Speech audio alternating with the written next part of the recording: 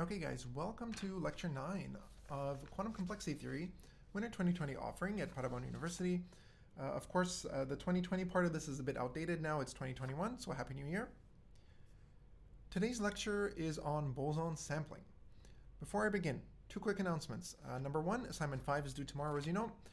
The second one is that last week at some point I sent out in Panda the link to the course evaluations. Please do take a moment to fill this out. Let us know, what's going well, what needs to be improved. We take these very seriously, okay? We do want to make the course as good as possible moving forward. Okay, so today's lecture is an exciting one. It is, arguably kind of at the cusp of current research, one of the hot topics that's going on. And so let me get into it. I'll start with this quote at the top by Richard Feynman, which is a really nice quote. It says, "It doesn't matter how beautiful your theory is. It doesn't matter how smart you are. If it doesn't agree with experiment, it's wrong." Okay, so ultimately, the study of physics is interested in understanding what nature is doing, right? I mean, so really what we care about is, does your theory predict what's going to happen in experiment?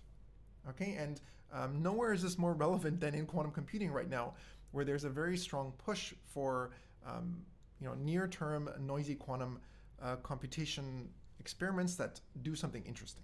Okay, we really want things to kind of push forward on the experimental side, and there's a lot of lovely progress happening there. But again, I don't claim any expertise there. I'm not the right person to ask. Nevertheless, at a high level, this will be the focus of today's lecture, and of course, we're focusing on the quantum complexity theoretic side of it. Okay, so let's set the stage. To set the stage, recall from lecture 1 that we stated that thanks to Shor's factoring algorithm, one of the following three statements here must be false. Okay, so either the extended Church-Turing thesis is false, or factoring is efficiently solvable classically, right? The negation of this, or large-scale quantum computers cannot be built.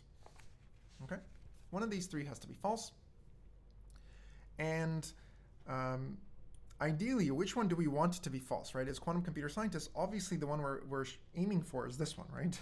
Because remember the extended Church-Turing thesis said that anything a reasonable or a physically realizable model of computing can do, a classical computer, a classical Turing machine, can simulate with polynomial overhead, right? We'd like to prove that this is wrong because we want to argue that classical computers cannot simulate quantum computers, okay, efficiently. Okay, so the obvious thing to do is, the whole reason this crossroads came up was because of the discovery of Shor's factoring algorithm. So the obvious way to try and refute the extended Church-Turing thesis is, why don't you just run Shor's factoring algorithm, right? So can we refute the extended Church-Turing thesis by running Shor? Okay, by Shor's algorithm more accurately, right? Okay, so that's the obvious thing we think about, and you can pause this video for a second and see if you can identify what are some issues with this, right? One of these issues I'm going to mention doesn't need any other background other than what's written on the screen. But there are kind of two problems, right? Okay, the first problem is that even if we could do this on a large scale, right, it doesn't rule out, it doesn't disprove the extended Church-Turing thesis because, it's not entirely obvious at all yet, right, whether maybe there is a good classical factoring algorithm, right? We need to rule that out before we can say that the extended Church-Turing thesis is disproved, right? So it could be that factor, for example, is in P or BPP, right? In which case you'd say, so what if your quantum computer can run factoring, so can my classical one, right? So that's not, in some sense, it's not interesting at all anymore, okay? So that's the first caveat, right? So that alone would not be enough to disprove the ECT because we don't know the status of factoring yet. But there's another problem, which is that on the experimental end, as a field, we're not at a position where we really have sufficiently large-scale universal quantum computers that can run Shor's algorithm on a large enough scale to be interesting. Okay, so need large-scale quantum computers. right? And of course, that's referring to this point right here, right? At present, we're not at this point yet. So, just to give you a sense of context, right? So normally we think of factoring as breaking something like RSA, right? And, key sizes for RSA could scale like something like 256 bits, let's say, or 512 bits. That's much bigger than the best, essentially universal quantum computers we have right now, which, roughly the scale you're looking at is somewhere between 50 and 100 qubits, right? I mean, don't quote me exactly on that. I'm certainly not the expert on the experimental side, but, that's the ballpark you're looking at. You're much smaller than what you're going to need realistically, especially if you want to do things fault tolerantly in a clean way, to run Shor's algorithm on a large enough scale to break these RSA keys, okay? So that's arguably the bigger obstacle that we're facing right now. And let me be clear here that the disconnect between the theoretical side of quantum computing and the experimental side is huge, right? I mean, it's really just like a chasm. So a really nice simple example is that if we think about just a one-dimensional quantum walk on a line, right? To a theoretician, this is quite simple to describe, right? Arguably speaking, to actually do this, say, in an optical system, is highly non-trivial. It's not nearly as simple as it sounds. I mean, okay, assuming here we want, of course, the number of, say, mirrors you put down, or the components you put down in your experiment, you want it to scale polynomially with the length of the line, right? That is non-trivial. You need ideas such as time multiplexing for this, okay? So I really do want to highlight that chasm between theory and experiment. Now, if our goal is to just disprove the ECT, the extended Church-Turing thesis, however, we don't necessarily need to run Shor's algorithm. We don't even necessarily need a universal quantum computer. Maybe we can aim for something less that is really kind of within reach. Okay. And so this has led to, so let me say answer, right? This notion of basically near term quantum supremacy. This is the nickname it's picked up. Experiments. Okay, and the idea here is that, can you give me a task, right? No matter how stupid the task is, right? It can be completely useless in terms of practice, but nevertheless it's a task that, number one, we can implement this task experimentally on a near-term quantum device on a large enough scale so that, number two, a classical computer is not able to, in some sense, provably not able to solve the same task. Okay, that's the goal of so-called quantum supremacy. And, the general kind of era of quantum computing that we've, arguably now entered is usually now denoted NISQ, standing for noisy, intermediate scale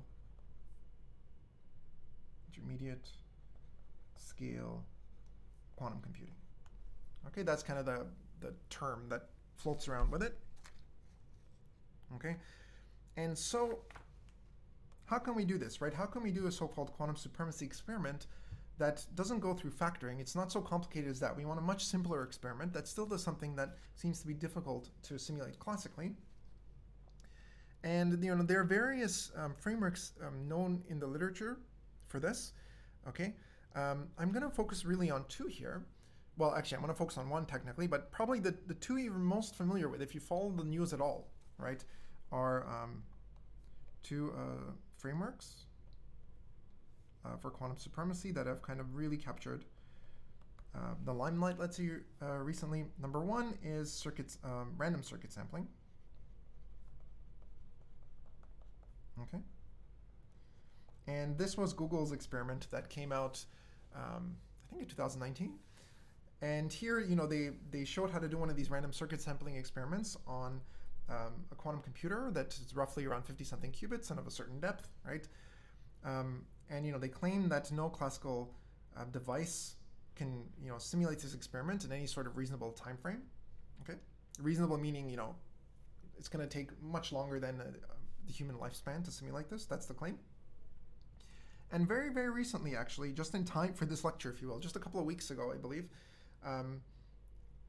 a second framework was experimentally demonstrated, and technically speaking, it was technically Boson sampling, which is what we're going to talk about today.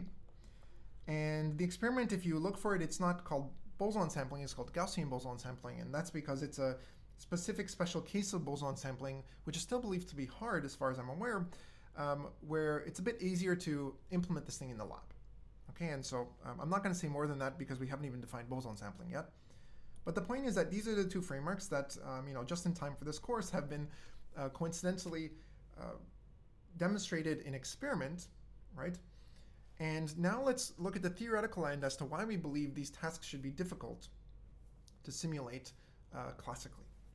Okay, and you'll notice how I said believed difficult. I didn't say proved difficult, and we'll get to that shortly.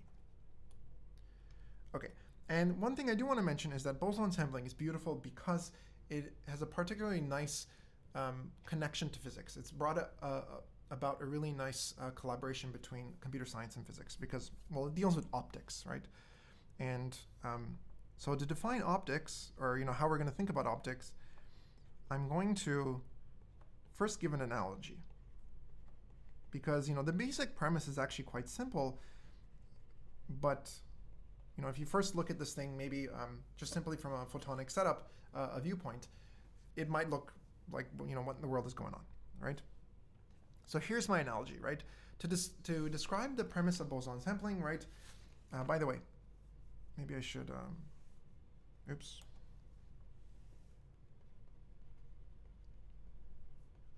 The basic premise of boson sampling is to use so-called non-interacting bosonic systems. Okay, and we want to do this to implement a task, which is easy quantumly, and of course hard classically. That's the goal. Okay, that's the goal of essentially any quantum supremacy experiment or setup, right? Okay, so this is boson sampling's basic premise, right?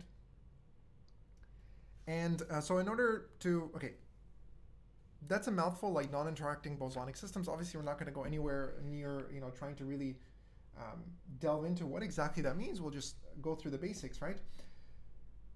Essentially, boson sampling is going to be shooting lasers, photons, basically through a setup full of mirrors and trying to predict where the photons come out. That's it. Okay, it's a very simple task, and that's precisely the appeal. It's something that, it feels like it's close enough to experiment that one can actually do. Okay. Okay, and to introduce gently, let's say, the model for studying such bosonic systems, basically, I'm going to use an analogy to hedgehogs, basically, because the idea is going to be actually quite similar. So instead of first defining this notion of photons or bosons more generally, right, I'm going to define the hedgehog model of computing.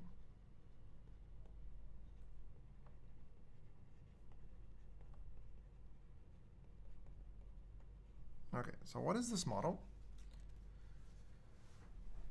So it works like this.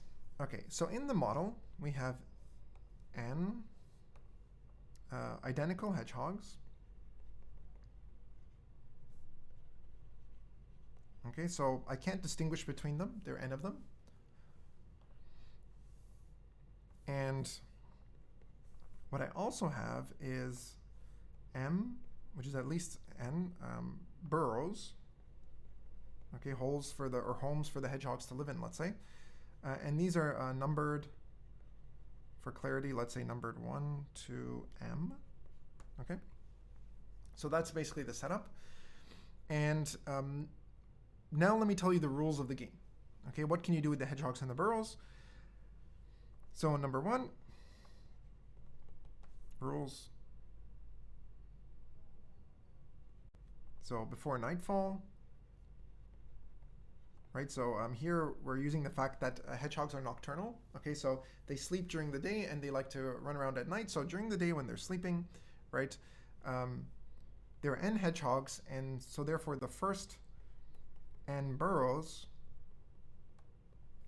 contain one hedgehog each. Okay, so where are the hedgehogs at the start of this experiment? They're in the first n burrows. There's one per burrow. Okay. Now, once nightfall hits, of course, these creatures are nocturnal. They'll wake up and the party starts, of course. And what does that mean? That means that the hedgehogs can now move around, right? They can go from one burrow to another. And so what are the rules for moving around, right? So at night, the hedgehogs move around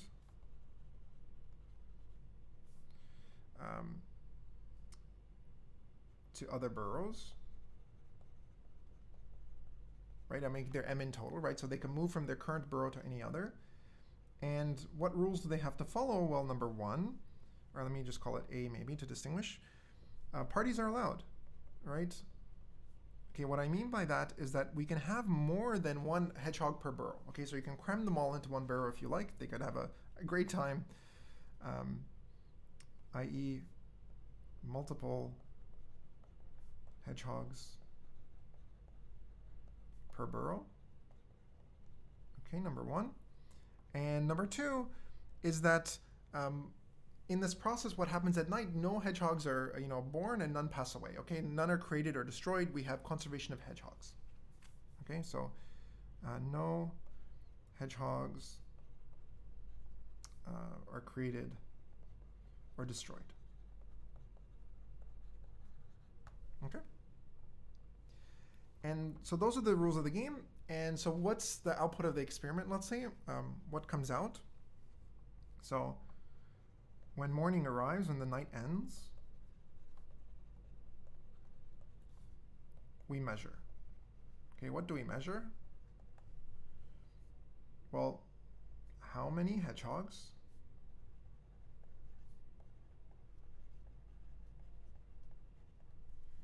in each burrow?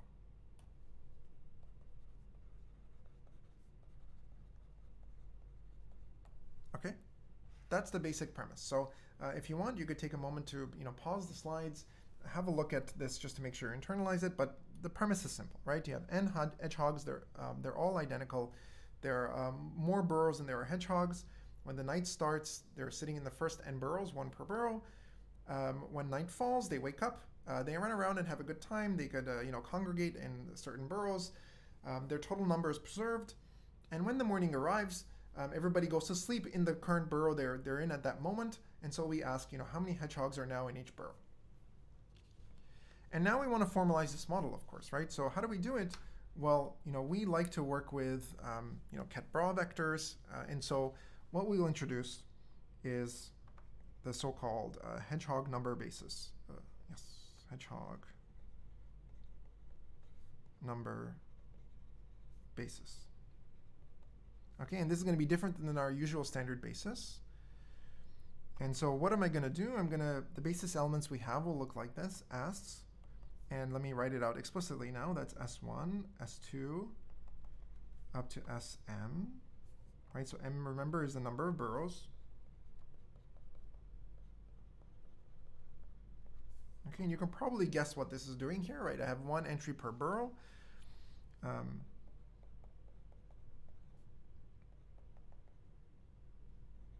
And there are n, each number Si can go from 0 up to n. Okay, so can you guess what this is supposed to stand for? Si denotes the number of hedgehogs in burrow I. Okay, that's it, right? So we just list one by one how many hedgehogs are in each burrow.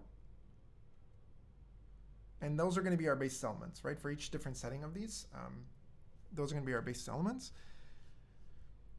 And the SI, right, the name we'll give to this, these are called occupation numbers, right? Because they tell us how many hedgehogs are in each burrow.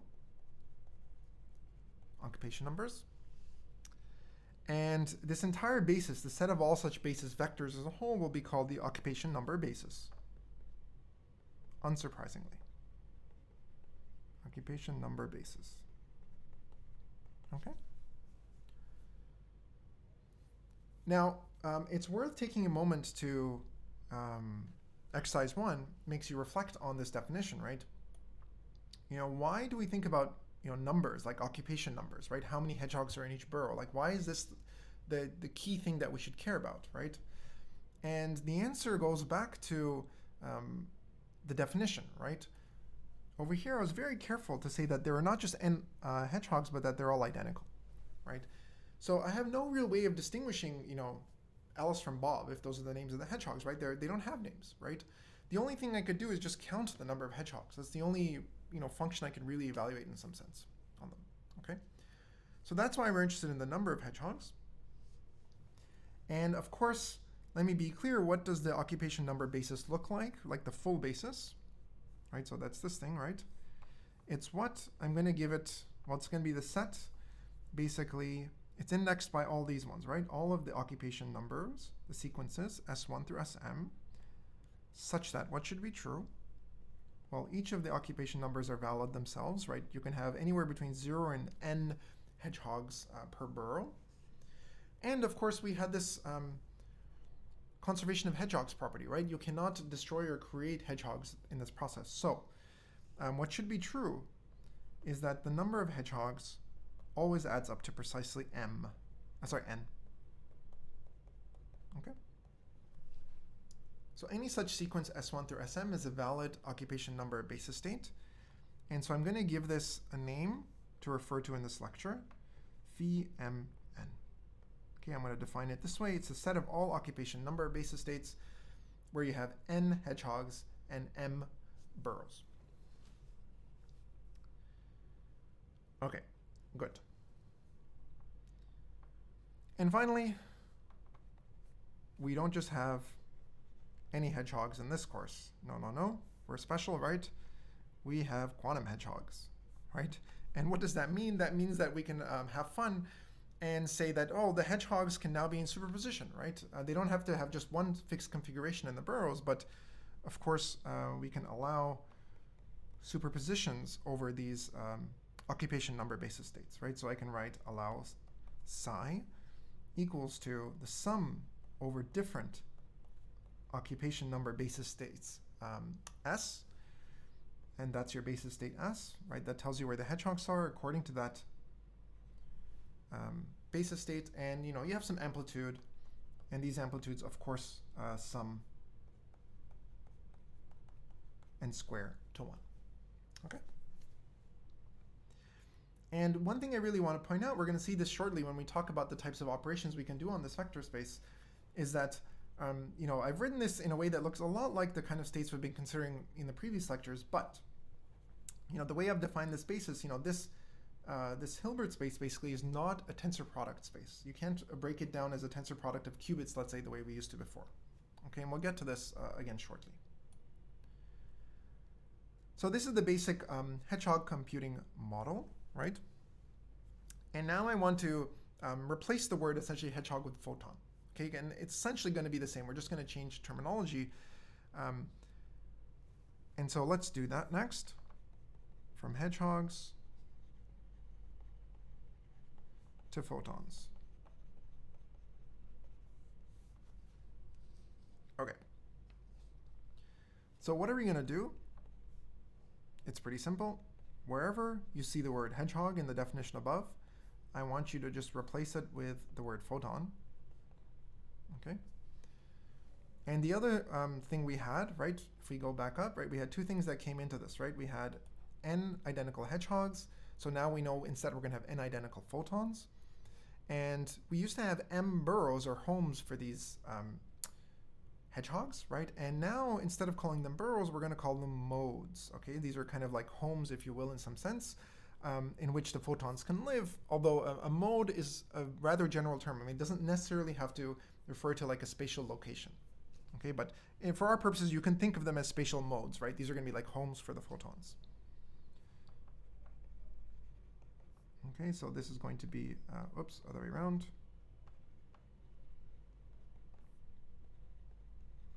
Okay, so this is now the new terminology we'll use. Okay, so now let's revisit this definition here, and let's be more formal. Okay, right? So in particular, the one that's going to take a little bit of work is, how in the world do we talk about, the types of operations, if you will, that are allowed on this occupation number basis, right? This hedgehog number basis. Okay, and it's a bit nastier than what we get when we think about spin half or qubit systems, unfortunately. Okay, but the nice thing is we can still kind of reduce it to the way spin half systems work. Okay. Good. So I'm going to write this in steps, right? So the first step, just like before, remember we said that in the beginning there are n hedgehogs, right, sitting in the first n burrows. And now what does that mean in our photon setting? So at the start of the experiment,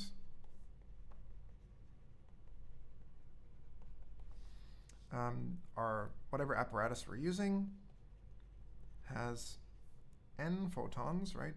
N photons / hedgehogs in the first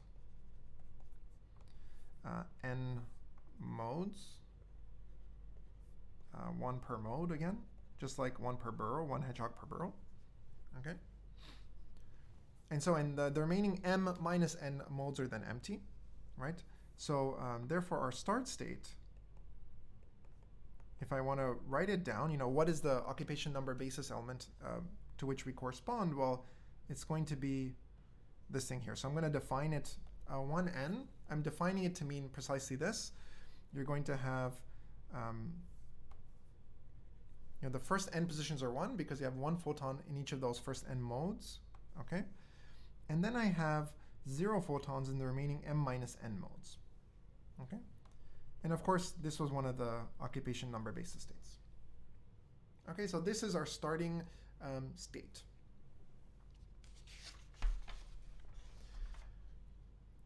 And now we need to talk about, what are the sets of operations we're allowed to apply.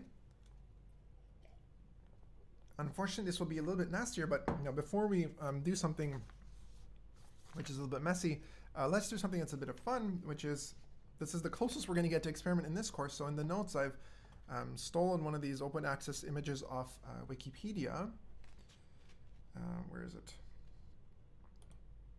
Here it is, right? So this is in the course notes, figure 1, right? And so here's an example of an optical a device you'd use in an experiment, right? This is a beam splitter, right? So basically what it does, it says right here, is you shoot a laser like light into it basically, and it's set up in such a way that some percentage of the light will get reflected, and the remaining, let's say 80% gets reflected and 20% will go through, for example. Okay, and intuitively the idea here is that it's like a Hadamard. It's like you're introducing a superposition between 0 and 1. That's the idea. So like let's say reflect versus transmit. Okay, so that's the end of the fun, right? I just want to show you this picture. And if you go to a photonics lab, so for example here at Paderborn University we have a strong photonics group. You can go see this stuff. You can go bug them, and usually they're quite happy to show you around if you're interested to see what they're doing. Of course, you shouldn't just barge in. You should maybe email them first, right? Okay. Good. So that was a nice, pretty picture. But now let's kind of formally specify how these operations on this occupation number basis are formalized. Okay. So this is step 2, right? In step 2, we said, remember the hedgehogs, when night starts, they can move around to other burrows, and there are certain rules involved. And so let's formalize this. The problem again is that the Hilbert space we're working over does not have a tensor product structure, right? So things will look different. And so we need 2 steps to really formalize this, at least in a relatively nice way, which is that the first step, A, which is going to look at an idealized case, which is that we have 1 photon, so n equals 1 basically, and we have m modes. So the number of modes is not restricted, but now I just have 1 photon. And what we'll see is that this will be analogous, like it's logically equivalent, basically, to an m-dimensional qubit. Okay, so just a single quantum system, which is dimension m, right? Because then you're just kind of putting the photon in the dimension which you're trying to represent. And once we have this idealized case down, then we could generalize it in a rigorous way. Okay, so by the way, so this will be like an m-dimensional qubit, and therefore the set of operations on this intuitively will be, well, if it's m-dimensional system, the set of operations turns out to be the m by m unitaries. Okay, so there's kind of no surprise there. But now moving up to more than one photons is a bit tricky, or at least not obvious a priori what's supposed to happen. So here we'll show how to map now any m by m unitary u up to the full space that the occupation number basis spans. And in particular here, we want to deal with multiple photons.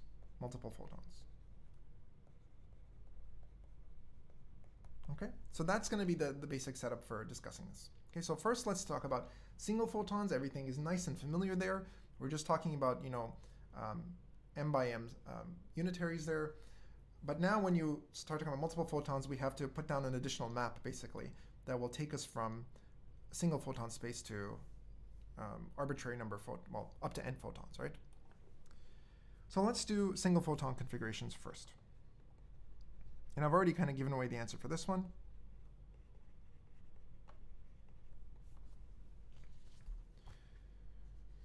Okay, so the subset of such configurations is what, right? This is just going to be, it's a set of all, photon number basis elements, right? Contained in phi mn, right?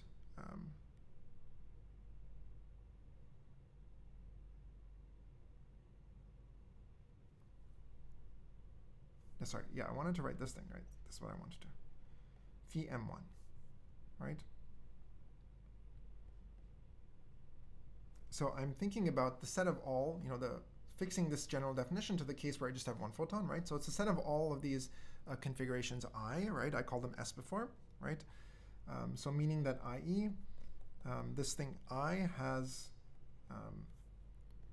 SI equal to 1 for some I and M. Okay, so there's one photon in one particular mode, the mode I, and SI equals 0 otherwise. Right, and so the reason why I've chosen to write it this way is because there's only one index I have to worry about, it's the index I. There's only one photon. So I'm slightly abusing notation here. Okay, and the nice thing now is that, restricted to this space, right, so the set of all I, well, what values can I take on? Well, I goes from basically 1, like the photon is in the first mode, to M, where the photon is in the last mode. The hedgehog is in the last burrow, okay? So that means it's an m-dimensional system. Effectively, that's the logical space we're working in, right? So this is essentially a logical m-dimensional space. Okay, so in particular, that means that, that set there has size m, right? And so, and in this space, the ith standard basis state is nothing other than, I. And if you want, you could expand this out, right? What do I really mean by that? What I mean is that, the hedgehog is not in the first I-1 burrow, so those are all 0. It is in the ith burrow, so that's position I. And it's not in the remaining m-I burrows. Okay, so those are the occupation number basis states, or the occupation number states, basically, that are allowed in this single photon space. They all look like this. Okay, so in essence, you can think of it as encoding the location of the photon right in unary in some sense. Okay, the one just goes where the photon is or where the hedgehog is. Okay, and on this space, right, it's just some m-dimensional space. The set of allowed unitaries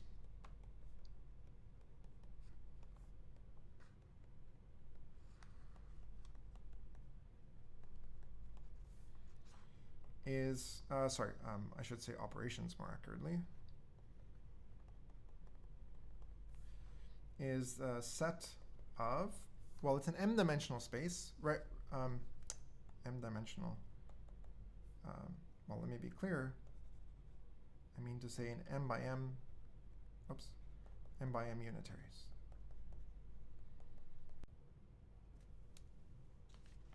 Okay, so m by m unitaries are what's allowed. This is an m-dimensional space, right? Because there are m basis vectors here of this form, right? And so that's the logical space we're working in. And what's particularly nice now of the set of unitaries we're allowed here, it's this m by m unitaries, is that it turns out we can implement these in a very nice way when it comes to optics. Okay, so if you only care about the single photon setting, it's very easy to describe things.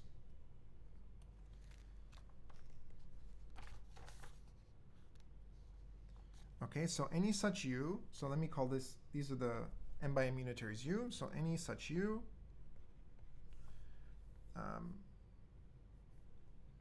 can be written, okay, as a product of u's, right, a product of gates, if you will, right? And how many gates do you need, right? U is m by m. How many gates do you need in the worst case? Well, it turns out you need m squared, the dimension squared.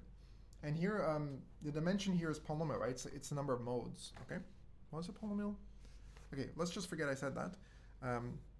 But it's polynomial in the number of modes, okay? And what are the types of, you only need two gates here, right? Each ui is an m by m unitary itself, right? So this is going to be kind of like a universal gate set, right? Optical element.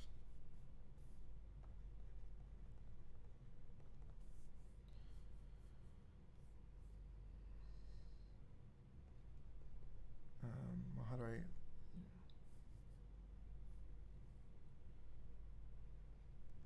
Okay, so of type, there are only two types of these things. Either you're going to be a phase shifter, or you're going to be a beam splitter.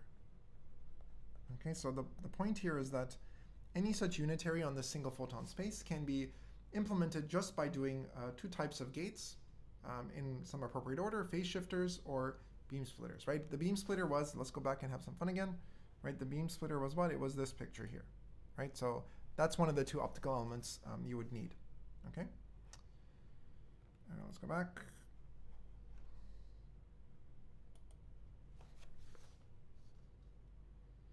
Okay, and I should mention that these optical elements themselves are relatively easy to implement in a lab, but again, I'm not an experimentalist.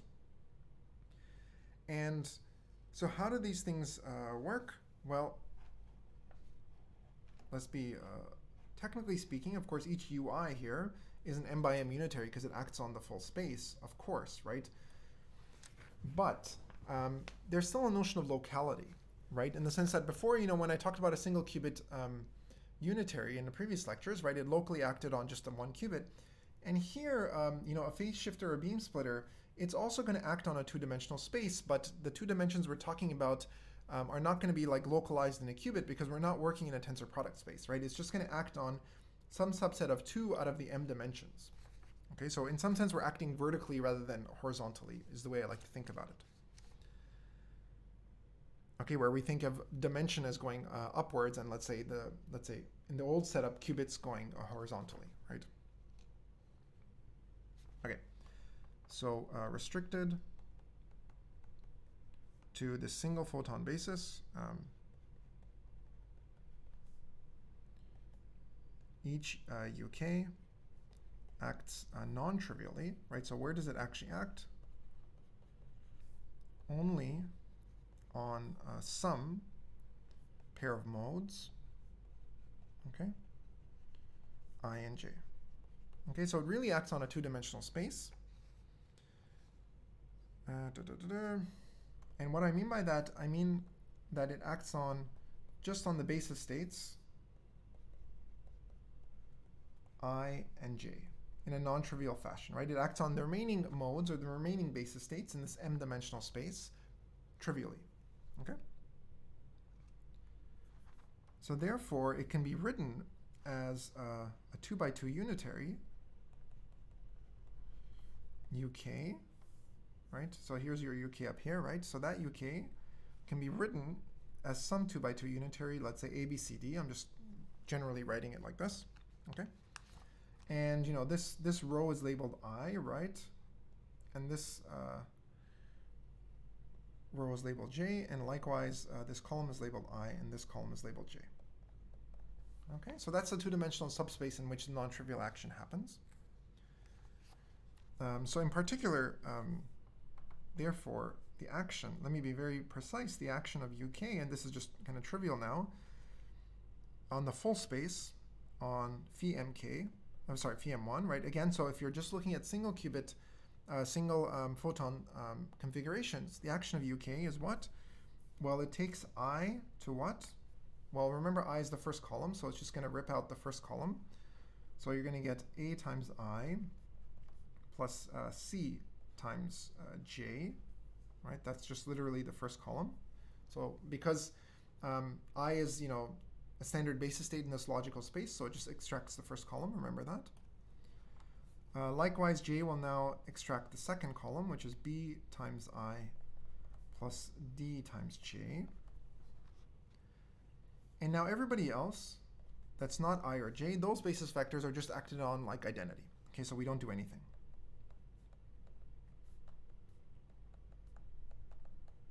Okay. So that's basically it. So for example, if you want, I'm not going to go through this exercise in the interest of time. We'll do some exercises when we go to the multi-qubit setting, multi-photon setting. But exercise 3 asks you to think about, what happens if my UK up here, my 2 by 2 matrix, is just going to equal to Pauli X, literally, right? So maybe I'll have a unitary, let's say, that's acting on the first and the second modes, and I want it to be the Pauli, well, okay, maybe it should be consistent. This is the Pauli gate acting on modes 1 and 2, right? And so what is this? This is, of course, just the usual X gate, right?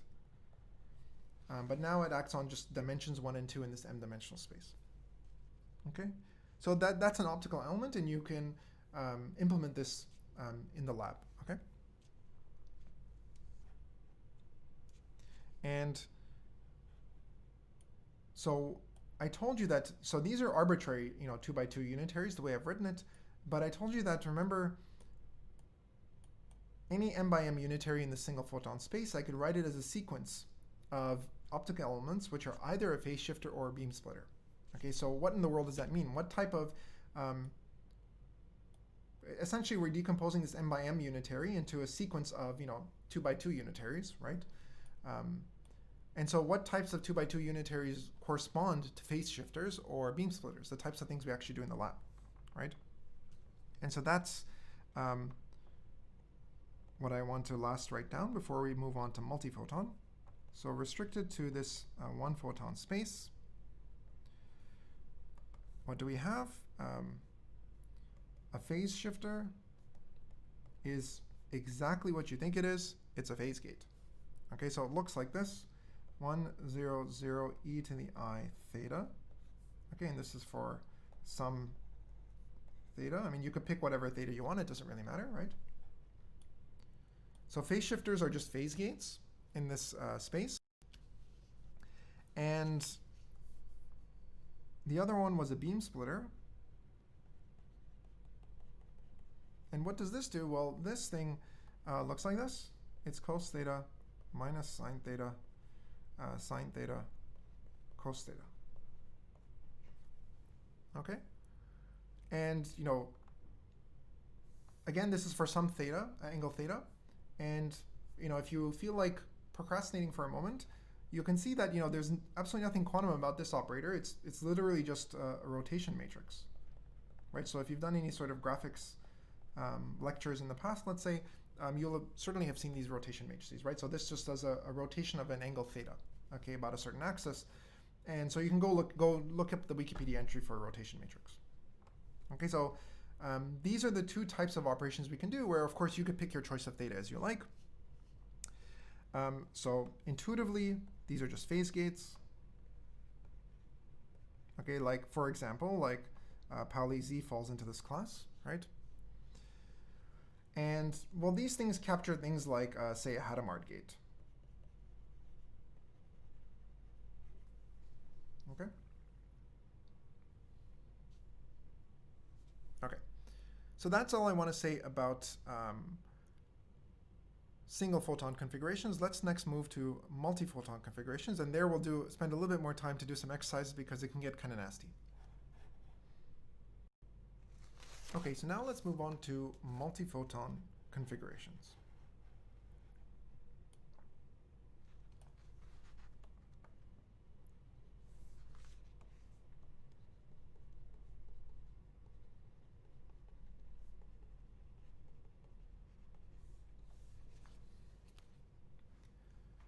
Okay, so we know what happens when we just have one photon in our system, and that was when we were thinking about an m-dimensional space. But of course, more generally, if we have n photons, the dimension of our space is the size of the set of all basis vectors, right? Is this thing, right? It's whatever this phi mn is, and the magnitude of that set, right? I'm going to call this m, just for brevity throughout. And exercise 6 gets you to show, this one is exercise 6, that this thing scales like m, not scales like, but is exactly m plus n minus 1, choose n. Okay, so this is of course a much larger dimension in general, where here we think of m as being much larger than n typically. So the number of modes basically, or the number of burrows, is much larger than the number of hedgehogs in general. Okay, so now given any m by m unitary, right, we already said that if I have an arbitrary m by m unitary, you know, I could always describe it using a sequence, or achieve it, let's say, implement it using a sequence of beam splitters and phase shifters, right? And so far, you know, that sequence of gates, right, you can apply it. I mean, you have a physical setup which have some, you know, m modes, right? And you could put down your sequence of mirrors and phase shifters, et cetera, and now we know exactly how to describe the action of that sequence of optical elements if you have one photon. And now what we're going to do is we're going to show how to use that, you know, given that same setup, right, of optical elements, how do you describe the behavior if there's more than one photon in your system? Okay. So basically, here's the idea, right? So given an m by m, remember m is the number of modes, unitary. Okay, so some sequence of phase shifters and beam splitters. We want to map U to this larger m-dimensional space, right? So m is this one over here, right? It's this much bigger space with multiple photons. And the goal is, of course, the reason why is because, you know, this U only acts on m dimensions, little m dimensions, and I want to know what is its action on the full capital M dimensions, okay? So the mapping we give, what is it, slightly more formally now, is, you know, you give me some unitary, basically, that acts on a little m-dimensional space. That's my single photon space in some sense, okay? And what I'm going to do is I'm going to describe for you a formula for how to take the input unitary and map it to a unitary which acts on a much larger space. Now it acts on C capital M, okay? And it's going to be, that's such that phi is so-called homomorphism,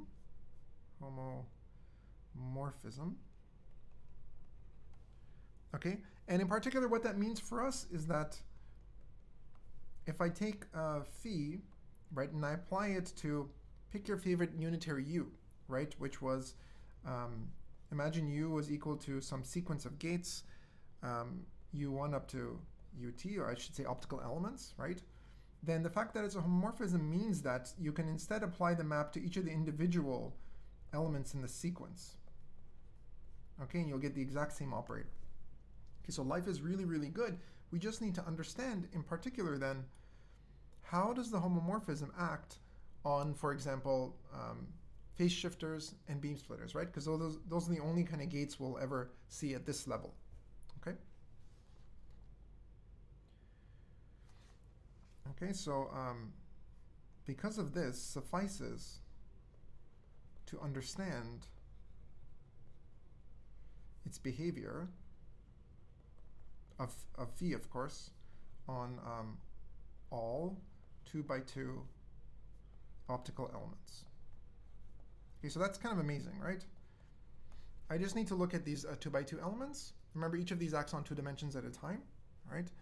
And once I know that, I can write down phi of any optical element, and then I could stitch those together to figure out phi of the big unitary U.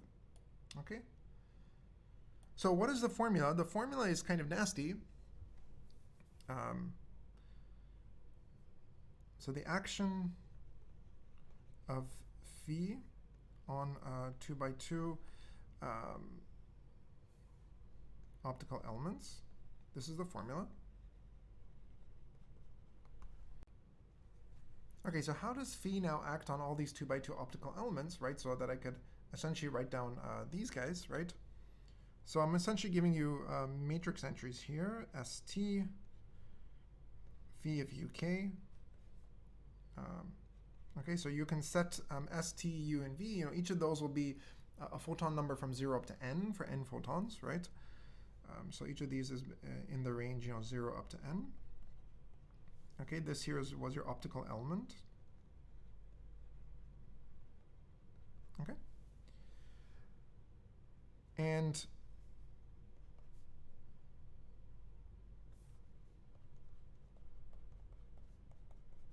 there'll be two cases, right? S and T, right? So S and T here are what you see on the left-hand side. U and V are what you see on the right-hand side. Here they are. Those are just photon numbers, right? And now the first question is, what should this map, what should be the entry basically at this position if the number of photons in the modes S and T does not match the number of photons in modes U and V, right? Where the 2x2 element, we assume is acting on the modes U and V here, right? And well, what do we know? Well, we're supposed to have conservation of hedgehogs, right? So the number of photons is not supposed to change, right? So the number of photons here versus the number of photons here should ideally match. And that's why here we don't want to put any weight on this kind of transition where you go from one number of photons U plus V to another number of photons S plus T, which is not the same, okay? And so that right there is exercise 7, basically, right? That's why that's 0, because it's supposed to conserve the number of hedgehogs, basically, okay? And of course, the other case is that, okay, if conservation of hedgehogs is guaranteed, then how does this matrix entry look like? And here we'll get slightly nasty formula, but you could apply it, and we'll do it a few times just to get comfortable with it. Although, to be clear, we're not actually going to use this formula. This is really just, I want to give you the background so you can understand, where these things are coming from. How should you really think about it? Because there is a bit of a paradigm shift here, right? We're not working in the spin-half qubit model that we've been used to for the rest of this course. And it's good for you to understand that, there are different ways of, describing quantum mechanical systems, right?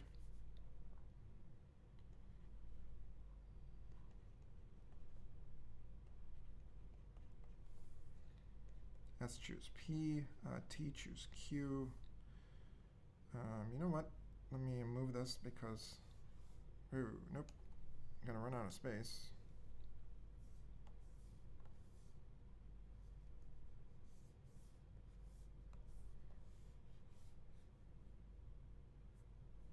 Cut.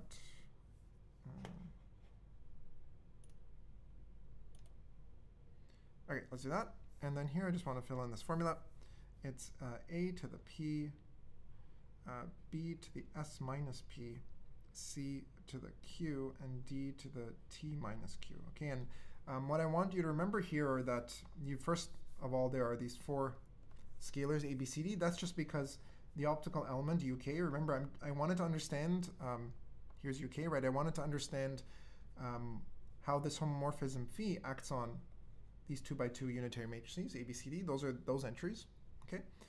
And remember, S and T, you know, here's S, here's T, right? That's the output photon numbers. Here they are, S and T, 1 and 2, right? And the input photon numbers are U and V, right? And they show up over here. Here's U, and here's V. Okay, well, S technically, of course, shows up here, and T as well here, okay? S and T also show up here, I should be clear. Okay? So this is basically the formula that tells you what this should be, basically, right? So when you take this 2 by 2 matrix and you kind of blow it up to this higher dimensional space, what does that expectation equal to? Okay? So let's try and understand what in the world this thing is saying. Okay, like how do we interpret this thing? And the best way to do that, of course, is when you're confused, is pick some very basic operations, UK, on which you presumably feel like you have a good intuition as to what is supposed to happen, and then try the formula and see what actually happens, and then try and reconcile those two views, right? So let's do part of exercise 10, right, which says, what is 1, 1 of phi of Pauli x of 2, 0. Okay, so this is just the, you know, the same expression up here, essentially, except I filled in some specific values, right? So this is just Pauli x.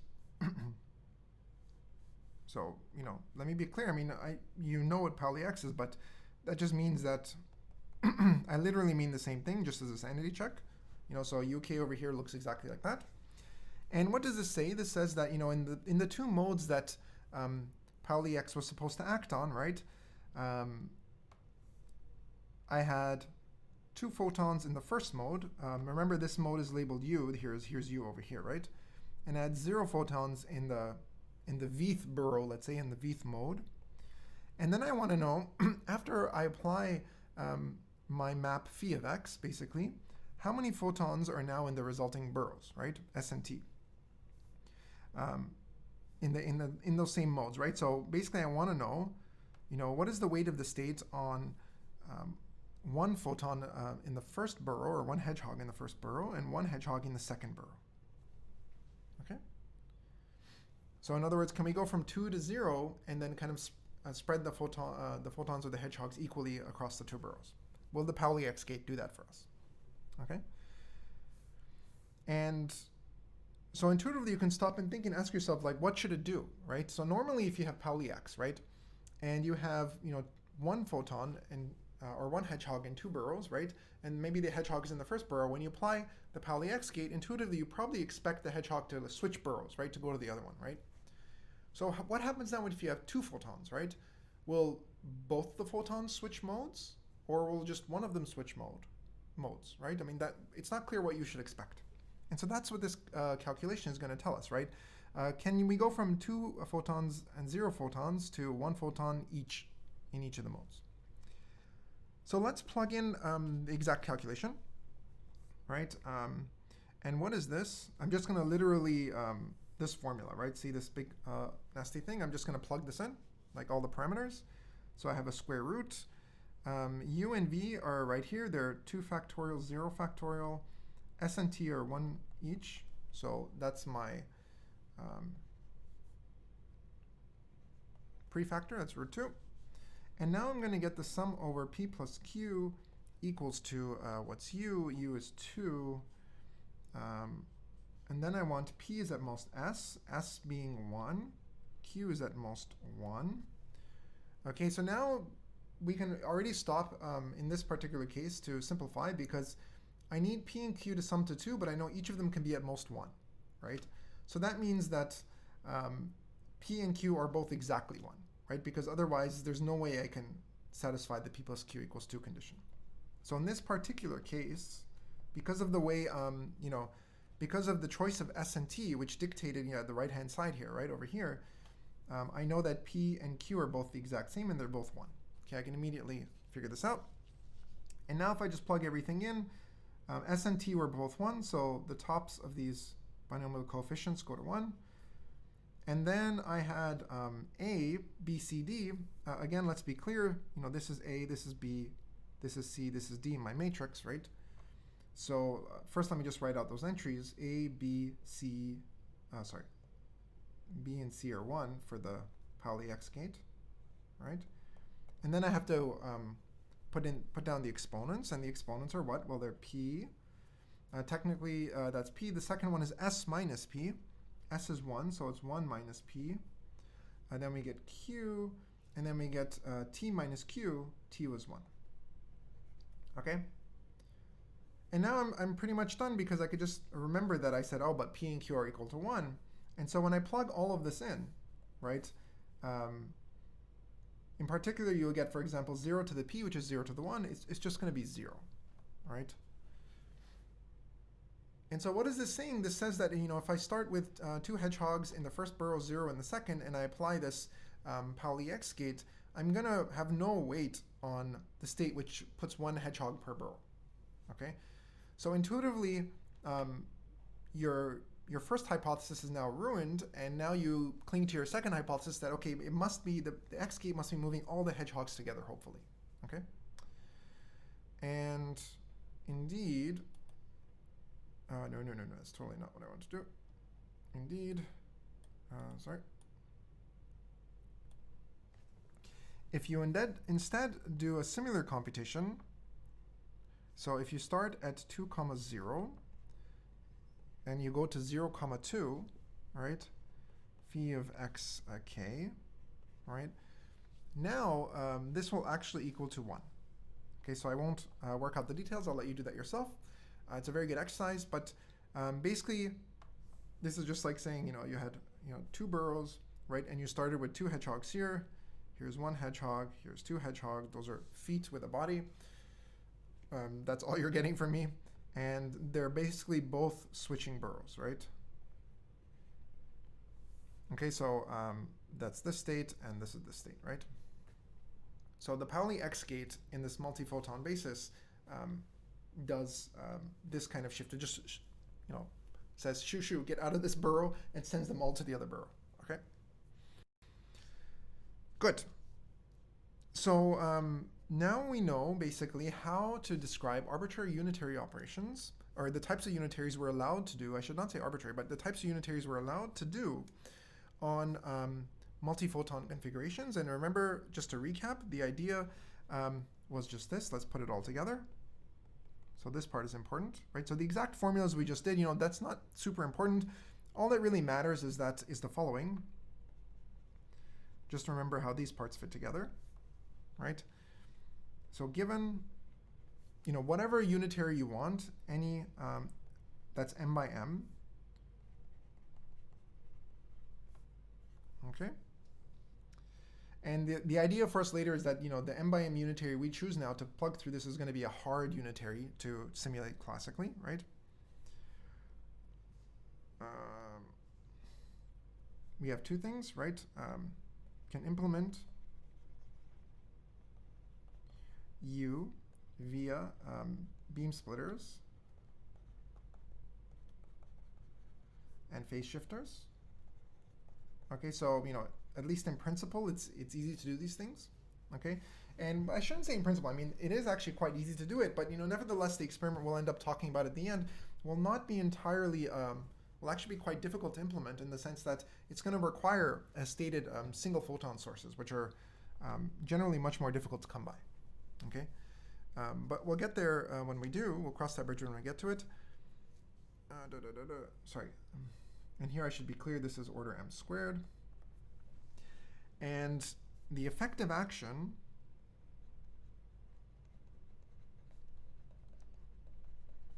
of this kind of encoded U, right, that we can describe on the full m-dimensional, capital M-dimensional space is given by, we can completely work this out in a very, very nice way.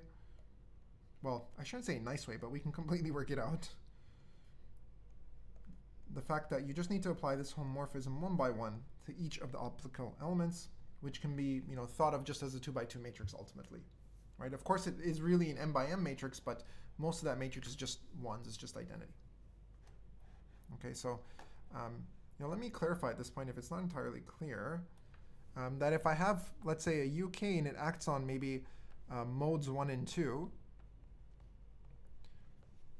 and let's say M is 3, so I really have 3 modes total, right? What does that look like? Let's say it's a Pauli X. And let's say I put in a Pauli X as the gate. As a full 3x3 matrix, this will look like this, right? It'll look like X on the first 2, and I'll have a 1 on the 3rd dimension, right? So this is now a 3x3 matrix.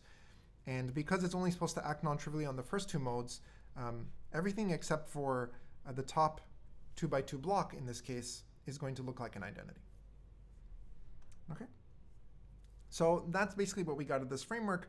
And now we can take this as a black box and run with it, basically. Okay? So this tells us, how do we describe the hedgehogs kind of moving around at night, right? And now we obviously need an output to this experiment, right? Otherwise, we're not doing a computation.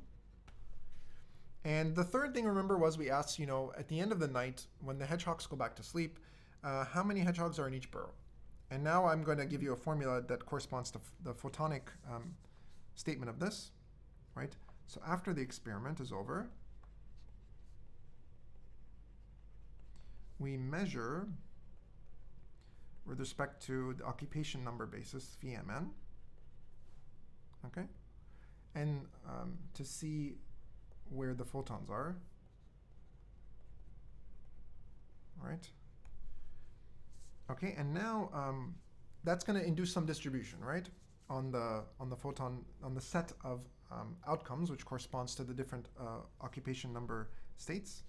So let's let du denote this distribution we get.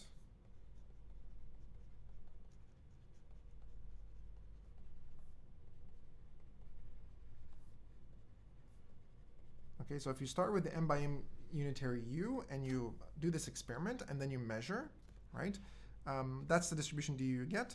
Then the probability of observing a particular configuration S, which remember is just one of these states in the phi mn, right? What is that? That is equal to 1 to the n. So that's where we started. Remember, we started with 1 photon in each of the first n modes, okay, and then zeros everywhere else, no photons anywhere else.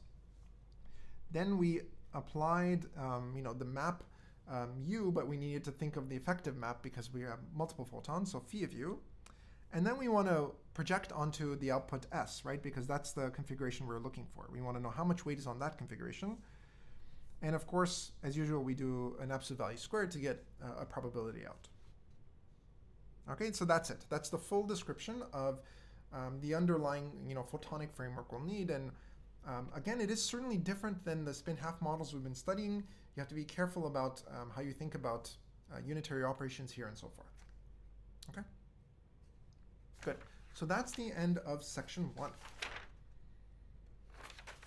So now that we've gone through this big hullabaloo about photonic systems, now of course let's go back to where we started, which is we wanted to talk about complexity theory, and we wanted to come up with an experiment that was going to be ideally kind of easier to do, meaning you won't need a full universal quantum computer, but rather a special purpose device, right? And indeed, photonics is quite nice. All you have to do are beam splitters and phase shifters, right? And these things can be done in the lab, right? Okay, so now we need to connect this to, now we want to argue that, okay, it seems like you can do these photonics experiments easily, quote unquote, quantumly. So can we find a problem in the setup, right, in this optics setup that would actually be hard classically? And so how are we going to do that? And notice how I said hard classically, not hard in general, and I'll say more in a second. And the way we'll do that is we'll talk about connections to the so-called matrix permanent. And it's kind of nice because it almost fairly easily just falls out. Okay. So what I'm going to do is I'm going to start by, to draw this connection to this hard-to-compute quantity, the matrix permanent, I'm going to talk about a very specific now hedgehog experiment. Okay? So here goes. Here's our new experiment. It's very similar to the old one, but I'm going to make the rules very precise now. So the input is what? I've got n hedgehogs, just like before. But I now also have n burrows. Okay, so the number of hedgehogs and the number of burrows perfectly matches. Okay, and the rules are very similar to before, right? I'm just going to give some. I'm going to change the output kind of goal. But just like before, number one, before nightfall, one hedgehog per burrow.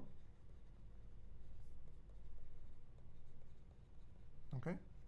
Number two, at night. And here I'm going to be a little bit more precise. Let's just say that hedgehog I, make this in red, goes to a burrow j with probability aij. Okay, so here it's just going to be a one-shot experiment. So there's only one night in this, right? So they first start each one per burrow, and then each of them has some probability to go from their current burrow to the jth one. Okay. And now after this first and only night is over, we ask in the morning, what is the probability that each burrow contains exactly one hedgehog? Okay, so they're going to start moving around, each with their own kind of predetermined probabilities.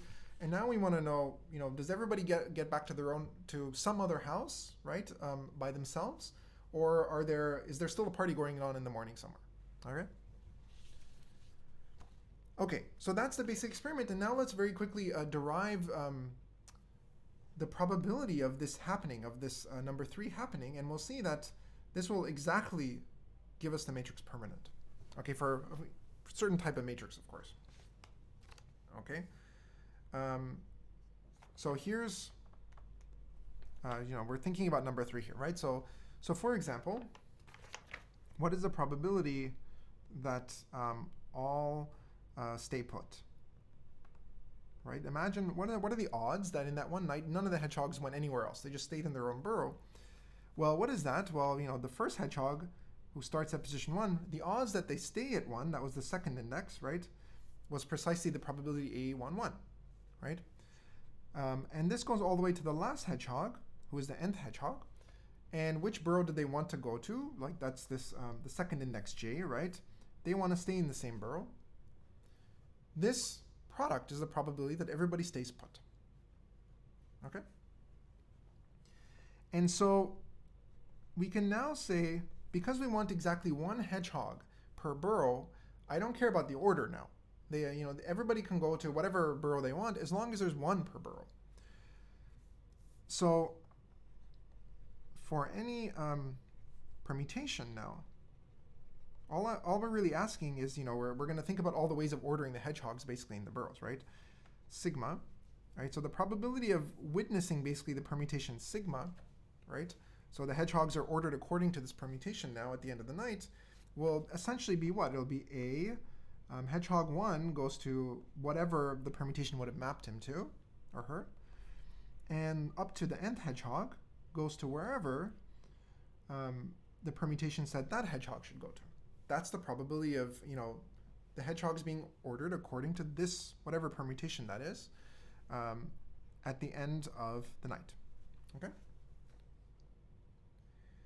And so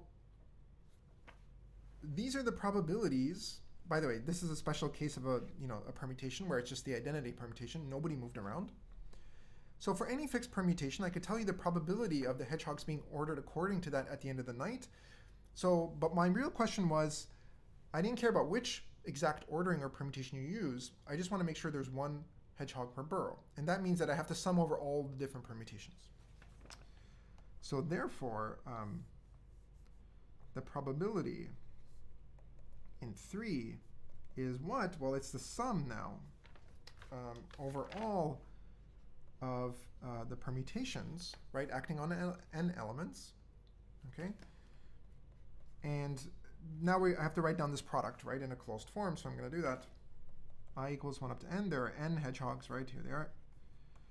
And now we just do this, right? The first hedgehog, the second hedgehog, dot, dot, dot, up to the very last one. And the first one goes to, sigma of 1. The second one goes to sigma of 2.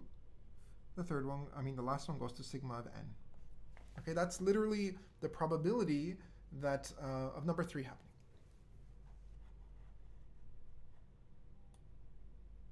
Okay, that's just a formula.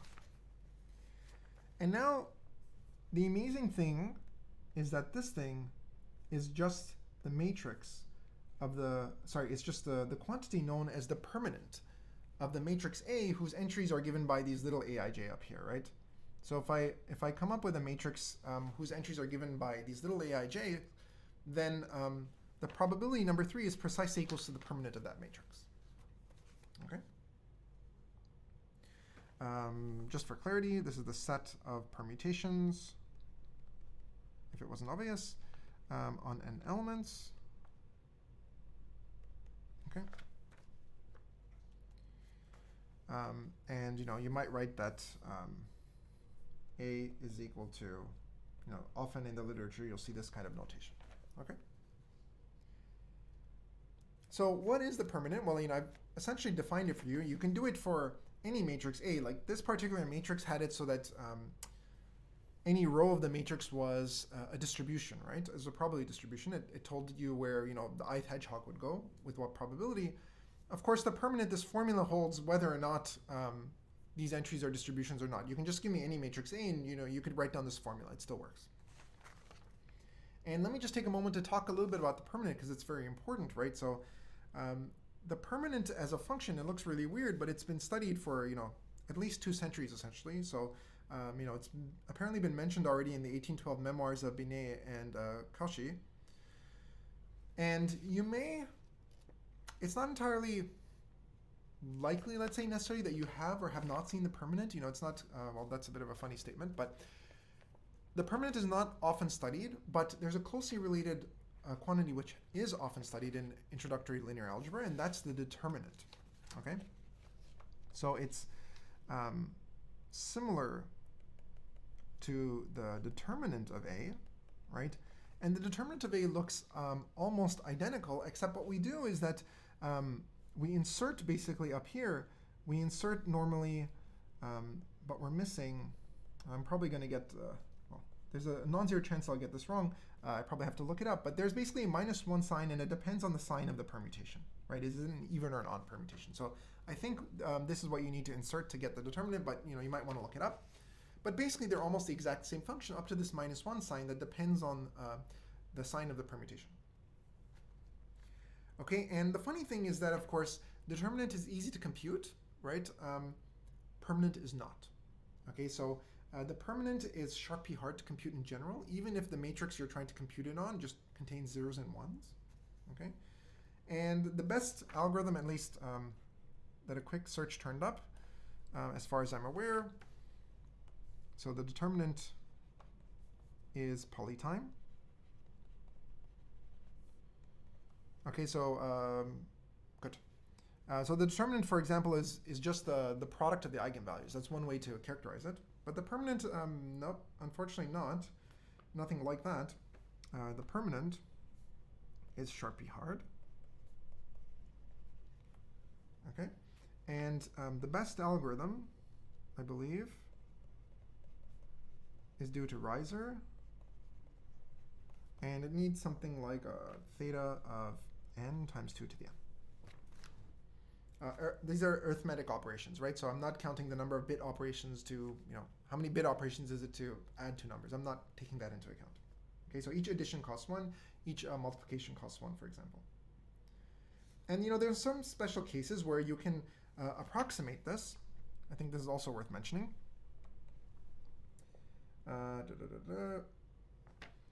If all the aij, the entries, are non-negative, then there is something called a polynomial time a fully polynomial time randomized approximation scheme. I'm not going to write it up because we're not going to use this, but it's in the notes, of course. And basically the point is that there's a randomized algorithm that for any epsilon you give me, I can approximate the permanent up to multiplicative error 1 plus or minus epsilon efficiently. Okay.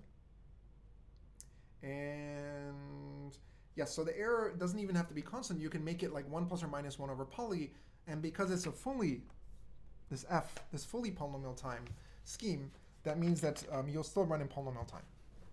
Whereas in the literature, if you were to just see, if you drop the f, then that means that this thing will only be efficient for essentially constant error. Okay, but for the permanent, we get something a bit nicer. Okay, and so you'll notice that in our hedgehog model above, indeed this condition holds, right? All the AIJs are just probabilities of the hedgehogs moving around. So indeed, those types of matrices, you can estimate their permanent efficiently. Not exactly, of course.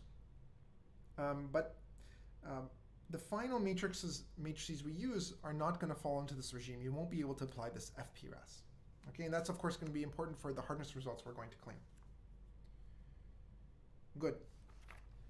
So, just to recap, we can play this experiment with hedgehogs. N hedgehogs, N burrows. At night, hedgehog I goes to burrow J with this probability. And in the morning, we ask, what are the odds that there's precisely one hedgehog per burrow? There's just one night. We don't repeat this process over and over again. Let's now connect this to optics.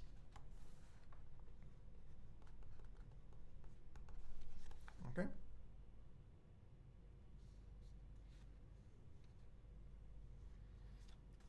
Okay, so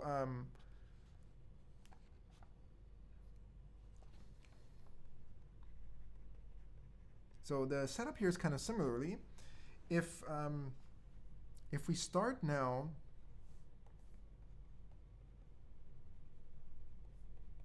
so if you start at some basis element, right, in the occupation number basis, like let's say that one hedgehog per burrow and there are n burrows, and then you apply, some unitary, right? I mean, you can pick whatever u you want, remember, and I can tell you what it means to apply that on this multi-photon space. And then I want to know what are the odds that you end up at a configuration, basically S. Okay, so here I want to say what are the odds that you end at some new configuration of photons or hedgehogs in phi mn, and it's a probability, so I need to do this, right? What is this formula? So the formula we would get will be kind of similar to what we just did with the hedgehogs, because it was that experiment with the hedgehogs we just did is a special case of this, right? Where S and T both correspond to basically there's one photon per mode. So indeed the permanent will show up again. And now we have to be a little bit careful, because in the hedgehog experiment I just did, there are exactly n photons and n modes. But now in our experiments, the number of modes will be much larger than the number of photons, right? So the expression I get won't be exactly the same. It'll look nastier. So you get the permanent of what? You'll get the permanent of not u. So before I got exactly the permanent of u out, right? Where is that? Right, see I got permanent of whatever matrix I was doing, right? So here I won't get that. Here I'll get the permanent of S and T, where S and T are coming from here, by the way, the end and the start configurations. And there will be an absolute value squared. And then we'll need some renormalization, right? So this is just dealing with the fact that we have multiple photons. And if you think about it just a little bit, right? In our case above, when we had one photon per mode, right? All these occupation numbers are precisely 1, right? And so the denominator goes directly to 1. And so let me be clear, where are these things coming from? Well, S is equal to S1 through SM, right? These are just the occupation numbers in all the modes. T is equal to T1 through Tm. And now what in the world is this thing, right? I have, you know what U is, right? U is just some arbitrary m by m unitary, right? But I'm not taking the permanent of U, I'm taking the permanent of this funny other thing. So let me define this funny other thing. And unfortunately, it's not so simple. I mean, I'm going to need to write down a two-step process, which is in fact easy to write down. It's just that it's not what you would expect, right? Normally what I might expect is that if you give me two subsets, I might say, S and T, I might say that, oh, maybe you should take the submatrix of U supported on the rows from S, let's say, in the columns from T. It's not what this is, okay? So, reset your mind if that's what you're expecting, okay? So let's define UST defined via a two-step process.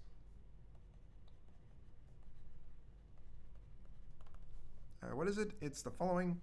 So definition 16. Oh, sorry. No. So number one, you want to map U to UT by listing Ti copies of column I of U. And we'll do a quick example just to make sense of this, right? And then you take your UT, so this thing, and now I act on this again. Map UT to UST by listing SI copies of row I of UT. Okay, so let me be clear. Here's UT. There's a T there, and there's a T here. Okay. My thing is just slightly lagging. There it goes. Okay, so let's do a quick example to tell you what I mean by this, right? So suppose I have U equals to just 0, 1, 0, 1, 0, 0, 0, 0, minus 1, right? That's some unitary now. So I have three modes in this example. I mean, it's a 3 by 3 matrix. So I have three modes. And suppose I just have two photons in my system. And suppose my start configuration T was as follows. I had 1 photons in each of the first two modes and 0 in the third mode. And suppose I want to know what are the odds now when I apply this unitary that I end up in this configuration, which puts both photons in the first mode and none anywhere else. So what is UST? UST. So what we do is we map this now, right, to UT first. That's step 1. And what does it say? It says you list Ti copies of column I, right? So what's Ti? Well, here's my T, right? So this is T1, this is T2, and here's T1, T2, and T3. So I'm going to list one copy of column 1.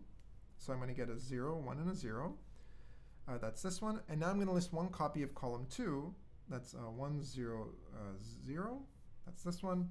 And now 0 copies of column 3, so I'm basically done. So you'll notice how it's not a square matrix anymore. And the second step says the same thing, except now we just continue from where we are. And we want to do it with rows instead of columns. Okay, so now UST is what? I start from UT, and now I list SI copies of row I. Okay, so what's SI? So here's S1, S2, S3. So first it says list 2 copies of row 2. So row 2 is this one over here, so I'm going to list 2 copies of that. 1, 0, 1, 0. So that takes care of this. And I have no copies of these other 2 rows, like these are 0 and 0, so I'm done. I don't need to list anything else. And so the point is that if I started with configuration T, I applied my unitary U, and I want to know what are the odds that I end up in configuration S, right? That's given by not the permanent of all of U, but the permanent of this funny matrix UST. Okay? That's how this works. Now, this is kind of a funny mapping, right? I mean, it's kind of taking copies of columns and rows and kind of stitching them together in some odd way, but there's a very simple way to make this much nicer, right? To kind of look at a special case of this mapping so that it looks clean. And this is exercise 14.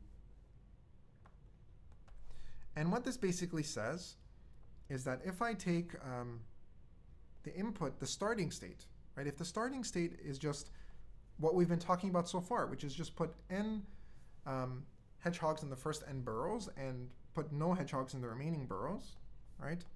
Then what does UT look like? That's this first step of the mapping, right? That's this one over here. What does that look like? Well, all it's going to do is it's going to keep around only the first n columns.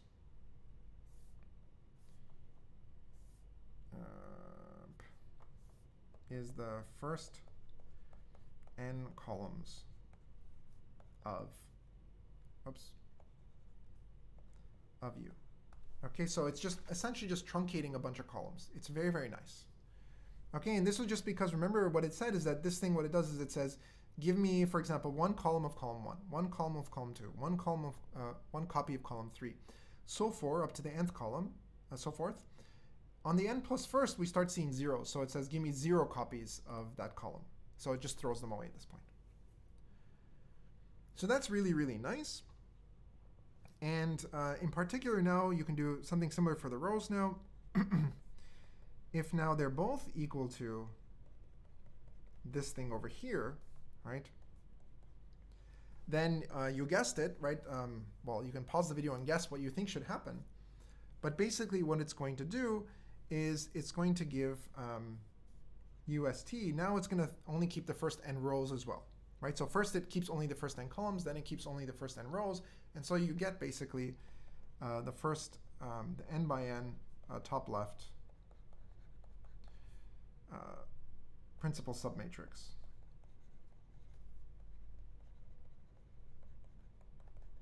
of U, right? So in other words, and by the way, this is the configuration we'll use in our experiments because it'll just make things, well, at least to describe it right in the beginning. So if I had U, right, what it's going to do is it's only going to keep, remember U is m by m, right? It's only going to keep this portion here. This here is UST. Okay? And this is going to be n by n. That's the idea. Okay? Good. Okay, so in other words, if you want to, if I make it so that in my experiment, and we're going to do this in a second, if I make it in my experiment so that, my starting state is just this, the Hedgehog experiment, my end state is, again, just one photon in each of the first n modes, then I can make it so that the unitary I apply, the permanent that I care about in this, the probability of this happening, right? The permanent I care about is just the permanent of this embedded top left matrix, UST, right? So, so in other words, I'm allowed to pick any U I like, remember? And so I can pick it so that the real matrix in which I want to encode my computation is really just UST. And then I fill this out in some way so that the whole thing looks unitary. I plug it all into my Boson sampling framework. That's going to be the idea. Now, there are some questions, of course, which are, well, how do we do this embedding trick, right? Because, this might be a unitary, for example. I need this whole thing to be unitary. How do I... this may, well, first I have to formalize what it means to do Boson sampling. I haven't done that yet. And another important question we have not addressed, and which actually we won't address here, because it's not really our domain here, is it's not clear at all whether the experiment we're about to describe can even be done efficiently in a lab. Okay, so again, we're going to talk about boson sampling. What has been done in a lab is Gaussian boson sampling, which is kind of a variant that is easier to implement in a lab, but still believed to be hard. Okay. So finally, we get to chapter 3, or section 3, boson sampling. So we've defined what it means to think about optical systems. We've defined how these optical systems can be tied to the matrix permanent, which is a hard function to compute. It was just that, observing certain configurations boiled down to taking permanence of matrices, right?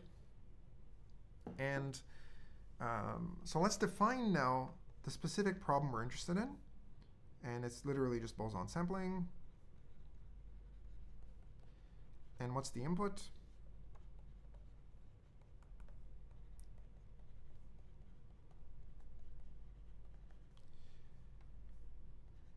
So it's an m by m unitary U, just like we've been talking about. The output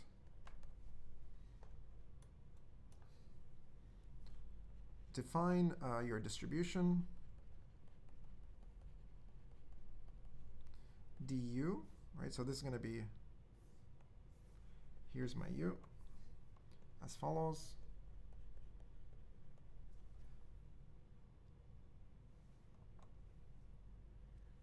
Okay.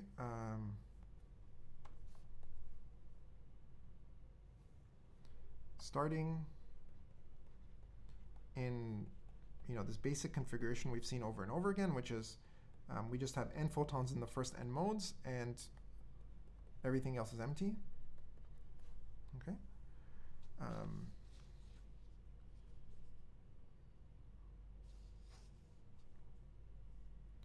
So then we want to run the setup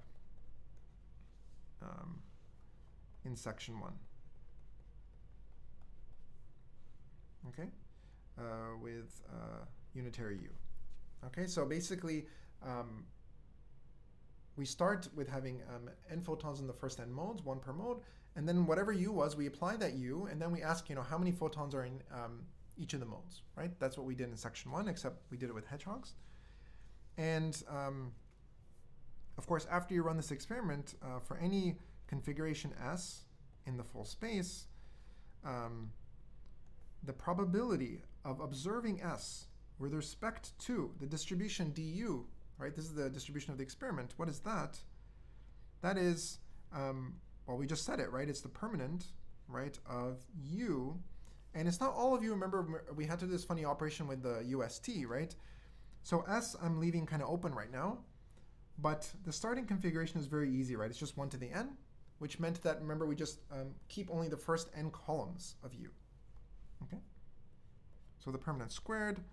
And then here, it's S1 factorial through M factorial. And normally I would also have Ti factorial, but the T's are all 1s, right? Because I'm starting in the all 1 state over here, right? So all the Ti's are 1.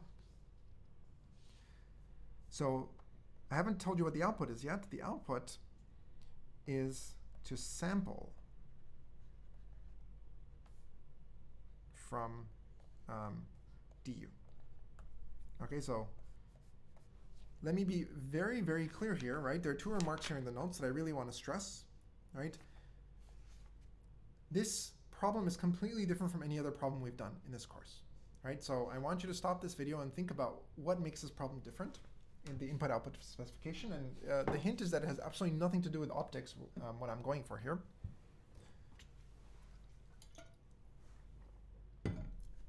Okay, so this is one of the catches you need to be immediately aware of when you think about things like random circuit sampling or boson sampling. This is not a decision problem. The output is not 0 or 1, right? This is a sampling problem, right? You have some large space, right? Your event space is the set of all occupation number states, right? Or occupation numbers, let's say. No, occupation number states. And you're sampling according to this distribution over that space, right? So it's a sampling problem. You need to draw elements from that space according to the distribution d of u. Okay, so it doesn't fall into classes like P, NP, BQP, because those are all like decision or promise problems, right? Whereas this is not that type of promise problem. Number 1. So it can be difficult to compare, by the way, this problem to BQP, strictly speaking, because BQP only answers yes or no. It does not do sampling, strictly speaking, in this way. Okay. And the second thing I have not specified, which is very, very important. So number 1, this is not a decision problem. That's what we just said. And number 2 is we want to sample, but to what precision? Right? I have not specified that at all. And that's going to be super duper important. Okay. So I'm going to focus on this precision question, right? That's where the crux of the problem is in some sense, right? When I say problem, I mean the difficulty in studying this. Okay. So first, let's say, sorry, let me go back down. Okay, so I have some input unitary U in mind, and I want to say I start with n photons in the first n modes, and I run my favorite unitary U basically, and I want to sample according to the distribution for overall kind of output states S basically, right? Can you do that sampling for me? And now I want you to first, the first analysis we'll do, and we're not going to go through any details in the interest of time, of course, but the first case we'll care about is, can you do the sampling exactly? Okay. So that's this so-called 3.1, the exact case. Okay. Now, let me be clear. Everything I say here, we're saying, oh, classical computers can't do it, classical computers can't do it. Can a quantum computer do it, right? And in the exact case, the answer is almost certainly no, right? Hard, even quantumly. Okay, so, well, okay, I'm not going to claim that what I'm about to say is, I'm not going to give you like some sort of rigorous proof that it's hard quantumly, but even quantumly, you cannot sample from any desired distribution perfectly, right? There's always going to be noise in your experiment. So the exact case is a good place to start. It gives you the right intuition. But to be clear, we do not expect to be able to solve even the exact case quantumly. Okay, so ultimately, we're going to care about the approximate case, and that's going to come next. So here's the main theorem of this section, and we won't prove it. We'll just state it, and we'll digest it. And this is exact classical. And I really want to stress that this is very much a loaded theorem, if you will, right? I mean, you really should sit down and spend a bit of time thinking about it, because there's a fair bit of intricacy to it. Exact classical boson sampling. Like, this theorem really threads the needle, if you will, right? So let me tell you what I mean by that. So suppose there exists a classical, okay, so this is important, classical algorithm A, and maybe I should make that red as well, which, so what does it do? Basically, you give me your favorite unitary. This is, of course, any unitary U. Solves boson sampling exactly.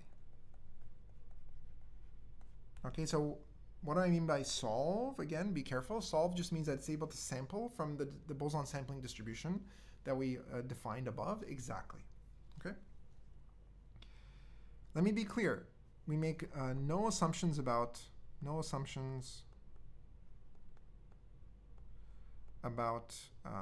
A, other than the fact that it's basically a classical machine, and it's allowed to be randomized, and in particular, we can think of it as a deterministic machine which takes in uniformly random bits as input. Okay. So without loss of generality, A is a deterministic Turing machine taking in R uniformly random bits. Okay, this is going to be actually crucial. There's a reason why I'm spending some time on this. Okay, then by assumption, so since A does this solves boson sampling exactly, what do I mean? That means that the algorithm A, given U and R, is distributed exactly as the target distribution, du. Okay, that's the claim. We're able to do exactly this. And so what is the main statement of the theorem? The conclusion the theorem shows is that P to the sharp P is contained in BPP to the NP to the A. Okay, so again, we'll go over this. We're going to spend the next 5-10 minutes just parsing it, because there's actually a lot in the statement that is worth recognizing, let's say, if you will. So what are we saying here? We're saying if there exists a classical algorithm, which you give me your description of any unitary U, that's m by m, that thing can simulate exactly sampling according to this boson sampling distribution du. If you could do this, then you will have the complexity theoretic containment of P to the sharp P is contained in BPP, which has access to an oracle for NP, which itself has an access to an oracle for A. Okay?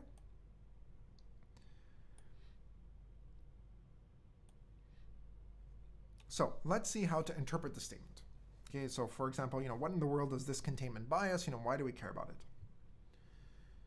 So interpretations.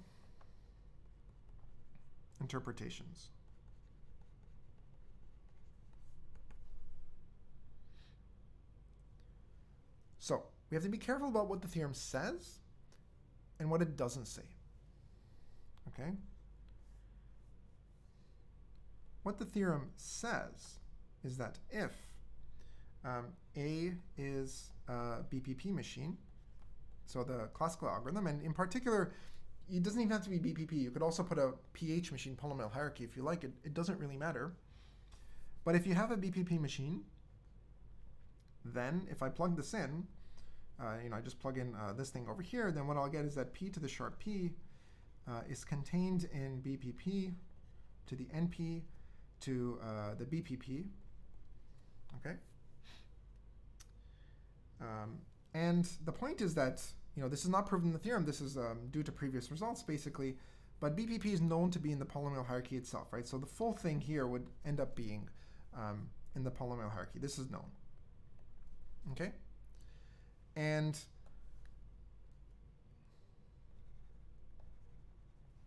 this containment basically, this p to the sharp p contained in pH, that implies that the hierarchy collapses. Okay?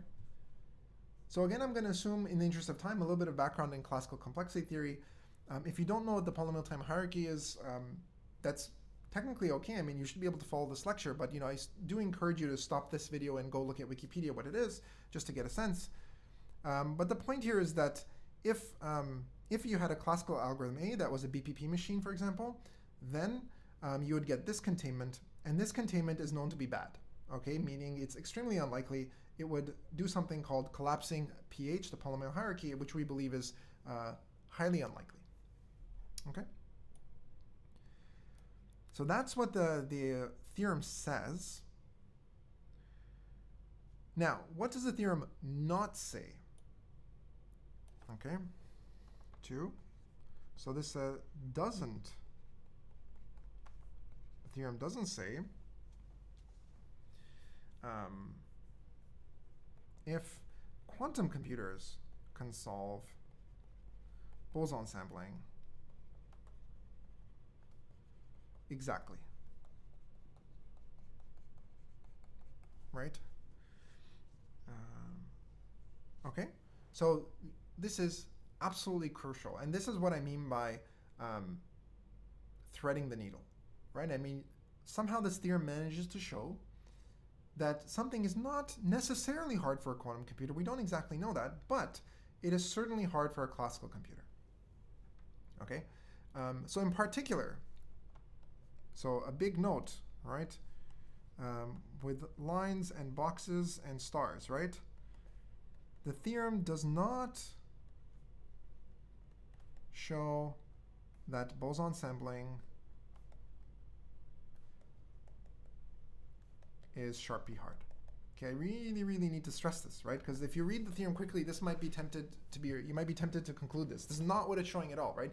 If this was true, that would be huge trouble, right? Because anything Sharpie hard, we don't expect quantum computers to be able to solve ourselves, right? So we can't hope for something that's strong, and we don't want something that's strong, in fact. Okay? All it shows that if there was a classical algorithm for boson sampling exactly, then you could bootstrap that classical algorithm to solve Sharpie hard problems. It doesn't mean boson sampling itself is Sharpie hard. Okay? That's amazing. The idea that you can do that kind of threading the needle is really just kind of blows my mind. Okay, so how? How in the world? Why is it that we're not showing Sharpie hardness, but nevertheless, if there's a classical computer doing this task, then we can solve Sharpie hard problems? Like, what in the world, right? Well, the theorem, what it does, it exploits the fact that, a randomized Turing machine is just a deterministic Turing machine with a random input. Okay, so the theorem is leveraged exactly on this fact, right? This is why the theorem works only in the classical setting. right? As far as we know. Okay, so remember I made a big fuss about the fact that without loss of generality, A is a Turing machine taking R uniformly random bits. It's a deterministic Turing machine, not randomized. Of course, the effective behavior of it is randomized if you take in R random bits. And this is why, right? It's because of this fact that classically randomized algorithms can be thought of this way. Quantumly, we don't know how to do something similar. If you take, how do you kind of split apart the randomness in a quantum algorithm from some sort of deterministic quantum computation? We don't know how to do that, right? And that's why this kind of proof fails, or this no-go theorem fails in the quantum setting. Okay. Good. And so, there's something kind of amazing here. Again, when we started this course, we said that it's really about the interplay between what nature and complexity theory say about each other. And roughly what this theorem is sort of saying is that in some sense we don't expect, or you might interpret it as saying we don't expect it in the quantum case that you can extract the randomness out of nature. Somehow nature, quantum mechanics, is inherently probabilistic. You cannot split it into a deterministic part and a randomized part, right? That's roughly what this theorem says, if you believe that, at least in principle, you should be able to do exact Boson sampling on a quantum computer, in principle. Obviously, we don't expect to be able to do this in an actual experiment. Okay, and the final point I want to make is that, of course, this is in the exact case. We don't expect a quantum computer to be able to do that. So, this theorem is not enough to rule out the extended Church-Turing thesis, because, again, to discredit that thesis, right, you have to have something that you can do quantumly but not classically. So sure, you can't do it classically, but we also don't expect to be able to do that quantumly. And this brings us to the case that we do have hope to do quantumly. And again, in the Gaussian case, this has been done very, very recently, in fact, is the approximate case. We want to solve boson sampling approximately. Okay, and so this is kind of the final section of the notes now. And again, I'll just basically sketch, define what is the problem we're trying to solve, how the pieces fit together, and what are the parts that go into the proof. Okay, and that will be the extent of what we can do in this lecture. Okay, so unfortunately, in the classical case, we could rigorously prove in the previous theorem that if you had a classical algorithm that could do exact boson sampling, then the polynomial time hierarchy would collapse. Boom, done. In the approximate setting, we can't quite prove this yet, at least as far as I'm aware. Okay, so I really want to be clear, because a lot of times when you see the literature, there's just a blanket statement that, boson sampling is hard classically. Not true. Not true. Okay, these are all up to assumptions, and now let me be clear, everything in complexity theory is up to assumption typically, because we don't know how to separate P from NP, for example, but the assumptions that go in here are non-standard assumptions, so we have to be a little bit more careful when we make these claims, all right? Nevertheless, I think generally people do believe these conjectures hold, but we should be precise about what we're talking about, right? So, number one, what is known? What is proven? So if, and I'm going to have to define what I mean by approximate in a second, but if one can classically simulate approximate, and I'm putting this in quotes because I haven't defined it, boson sampling, then can compute the permanent, which remember in general is hard in the worst case, but we can compute it approximately, and this is important, very, very important, on average. Okay? So if this can be rigorously shown, okay? If you can solve boson sampling approximately, then what you can do is you can solve the permanent also approximately, of course, but not only that, but you could solve it on average. And what I mean by on average is that I don't mean in the worst case, right? Because we know in general, well, let me not say that, but that means that if I draw the instances at random, then on average you're able to, on most instances you can solve it, okay? And that's kind of the physically interesting case, right? So let me be clear that, let's talk about satisfiability for a second, right? Satisfiability is NP hard in the worst case, right? But that's a bit of a misnomer, because in practice, like just about any instance of SAT you want to solve, you can usually solve it efficiently, quickly, right? So there are extremely fast heuristics for SAT that work very well in practice. Their entire conference is dedicated to SAT solving, okay? So if you want to talk about things like cryptographic hardness, for example, you don't want worst case hardness, you want average case hardness. If I draw the instance at random uniformly, I want, for the vast majority of instances, I want them to be hard, not just some tiny, tiny number of instances. Okay? Good.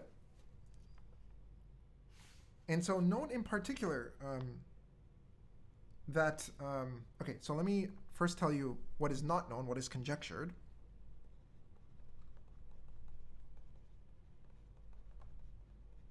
Okay, and this is, as far as I'm aware, true both for boson sampling and also true for the other leading framework, which is random circuit sampling. That computing the permanent approximately, well, it's basically this thing here, right? I'm just going to copy this thing down here. Okay, so approximately and, again, on average is Sharpie hard.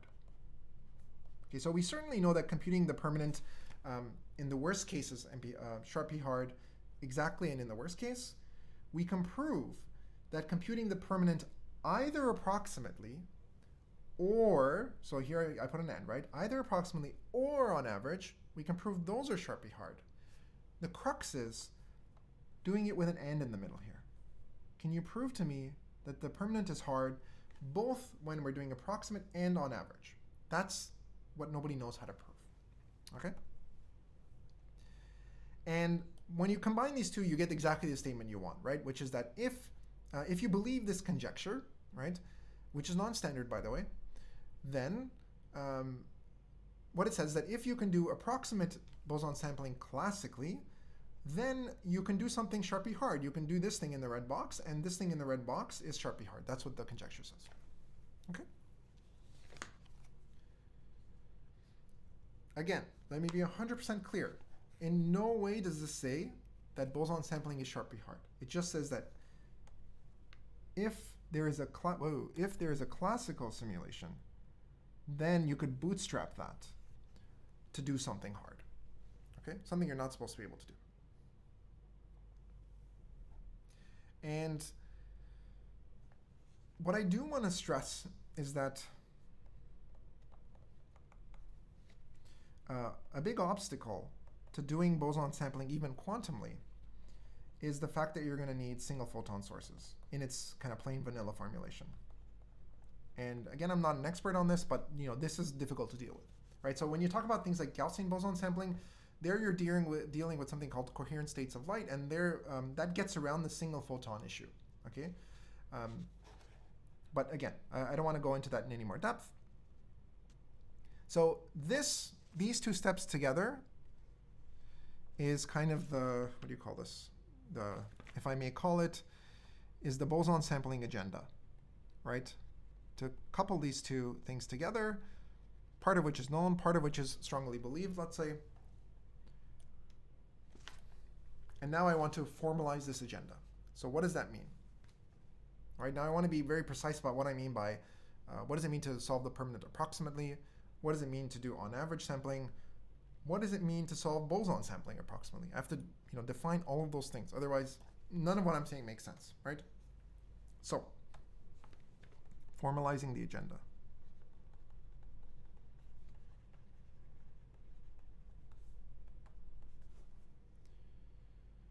Okay, so the main problem we're going to focus on is, I want to talk about permanent estimation on average, right? So I'm going to have to think about drawing random matrices and computing their permanence, right? That's what it means to do things on average.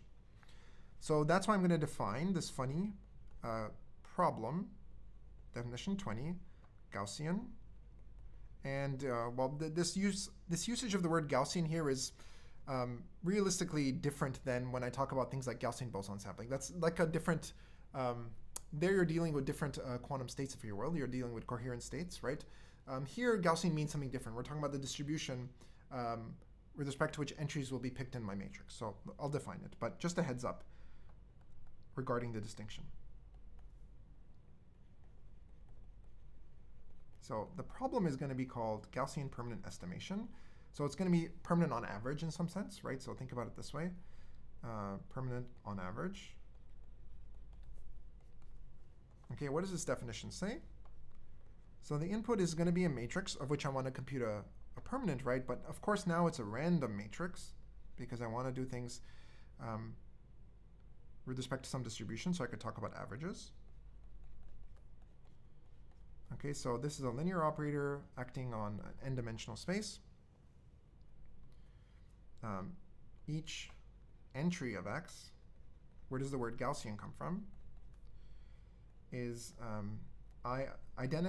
independently and identically distributed according to the standard Gaussian distribution. Okay. Okay, so essentially like a bell curve, upside down. Well, that's not upside down, it's a bell curve, right? The other input, so this is where the average part comes out because it's a random matrix now, not a fixed matrix. And now I remember I want to talk about a precision parameter, right? So I need to give you that, a precision parameter. How well do I have to compute the permanent? And I'd like to be clear, this is specified in unary, and the reason why I want to do this is because I want to be clear that you can only hope for 1 over poly precision, right? Because I'm writing things in unitary, not in binary. Okay. Okay, and of course, if my algorithm is going to be randomized, I need to request some probability of success, and that's this last parameter, success probability delta greater than 0. Also given in unary.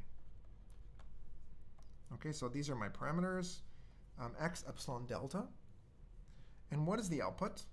Of course, I want to compute the permanent of x, so that's the goal. But again, I need to define what I mean on average and approximately. So now I want you to do it on average, meaning I don't need to do it with probability 1, but with some good probability. So I have a probability parameter here, it's delta, so with probably at least 1 minus delta, right? I want you to give me the right thing. And let me be clear. Where's the probability coming from? It's with respect to the randomness in choosing the input matrix x, okay? This is not the probability in, say, your classical algorithm or your quantum algorithm. No, no, no. This is over the input space. Okay, that's very important. I want you to output an estimate of the permanent, satisfying the following bounds. So here's my z, that's what I output. And what space does z live in? Like, what are the bounds it has to satisfy? It's going to be, ideally, I want it to be equal to the permanent of x squared, right? Because essentially that's what these probabilities in these sampling experiments look like. They were like permanent squared, right? So that's ideally what I want to be able to estimate. But of course, I have to allow some error. So here I'll do the same thing on the left. And what's the error? Well, the error will be plus or minus the same quantity. It will be epsilon n factorial. Okay, so remember, epsilon here is your precision. Okay, right there. Okay, so just to recap, we're trying to do permanent estimation, except you don't give me a fixed matrix, rather we pick a random matrix. So and I only have to succeed with some probability, 1 minus delta. So together those give me the on average part of the statement. And then the fact that I'm only required to do this approximately is given by this thing here, these bounds, because I don't need to do permanent of x exactly, but rather I can be off by epsilon n factorial. Okay. Good. So this is the basic problem that we're going to think of as the hard problem, solving permanence on average and approximately. Okay, and so just to be clear, this is permanent on average and approximately. So that's what you should think of this. Whenever I say GPE, I'm thinking about this intuitive problem.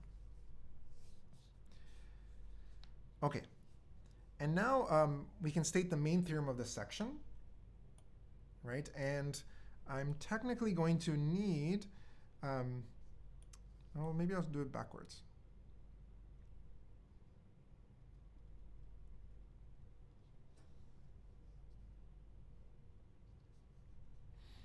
Okay, let's just do it the way it is in the notes.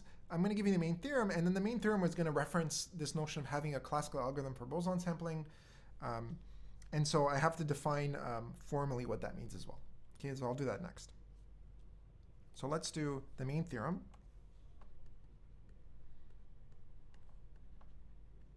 And what does this say? This says that let du be the boson sampling distribution. I believe we call this du from definition 16 for m by m unitaries u. Suppose there exists a classical algorithm, and this is the part I need to formalize subsequently. A, which, what does it do? Well, you give it the precision that you care about, precision, epsilon, in unary, outputs a sample from some other distribution, du prime, right? Such that this other distribution it samples from, not the true distribution, that's not too far off. It's only epsilon off, and I'll define what I mean by this absolute value in a second. And then it takes time polynomial in the size of the matrix, right, and 1 over the precision, basically. Okay, so suppose I had a classical algorithm that, I have the same distribution twice here, right? So that instead of sampling from the true distribution du, it samples from this approximate distribution du prime, and it does it, so that this distribution du prime is not too far from the true one. It's epsilon off, and it's polytime, basically. And what do I mean by this? This absolute value is the total variation distance. So remember, this is just, essentially, if you think of du and du prime as being density operators, this is just the trace norm between, trace distance between them. More formally, if I have two distributions, p and q, then, if I do p minus q as distributions, right, that's just the sum over I and pi minus qi. Okay, so it just looks at the difference between each pair of entries, basically, and adds this all up. Okay, that's the total variation distance.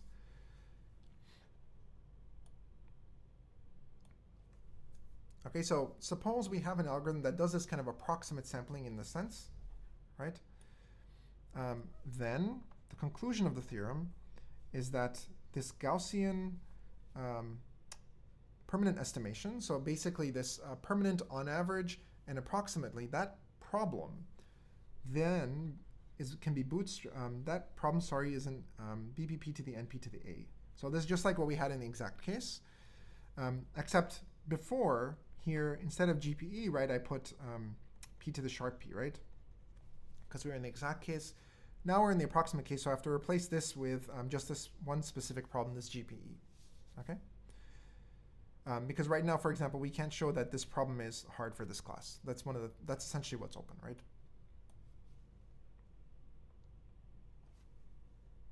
Good. Okay, so this is very similar to the previous statement, except now you don't have to do the sampling exactly, you do it approximately. So, there are two differences. First, you have this one, right? There's some approximation here. And second, the left-hand side is not p to the sharp p, but now it's this other funny problem, which we believe is hard, but we cannot show it's actually hard yet.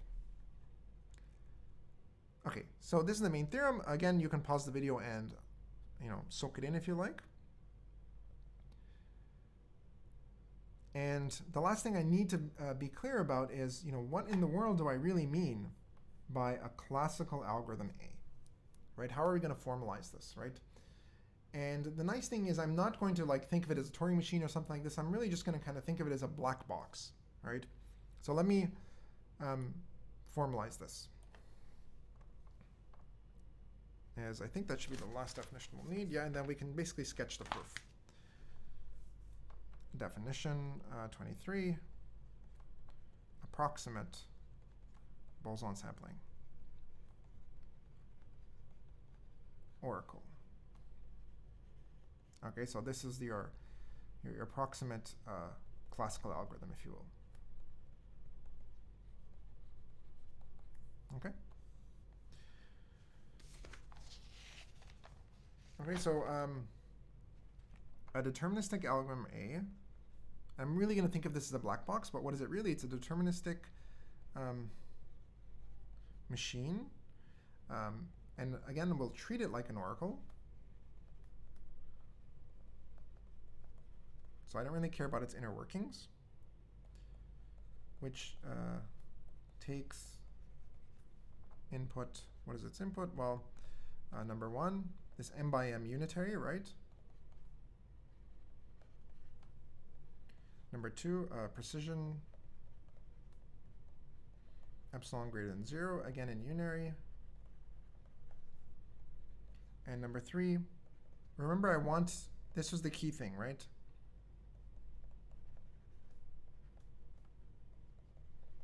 That any randomized classical computation, I can think of it as a deterministic machine which takes in a random string r. So this is crucial here. So this is the input to my, my oracle, let's say, a unitary u, precision parameter, and the randomness. And the distribution of the outputs, basically, of this algorithm, dA, and that's, of course, conditioned on the inputs, u and the precision you want, denote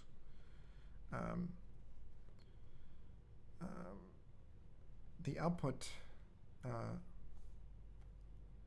and this is, so when R is uniformly random, right? Okay, so that's the input. Sorry, that's the input randomness. Then what does it mean to say we have an approximate Boson sampling oracle? It means that this distribution, right? Then A outputs samples from phi mn, right? So this occupation number basis, right? Distributed as what? Distributed according to, this thing, d of a u epsilon, right? That's its output by definition. Such that, now I need a precision requirement, right? Such that doesn't matter what u you give me, what precision you want, right? The distance between the output of my algorithm, that's this one over here, right? And the total variation distance and the true output, this is the exact output, right? That will be at most epsilon. Okay? So this is what it means to have an approximate Boson sampling oracle. This is what it means to classically solve this problem approximately, right? So I give you u, I give you the precision. You are a deterministic machine which takes in this randomness r, and then you output samples according to this distribution. Whoops. And the claim is that by definition, you're very close. Your output distribution is very close to the ideal output distribution.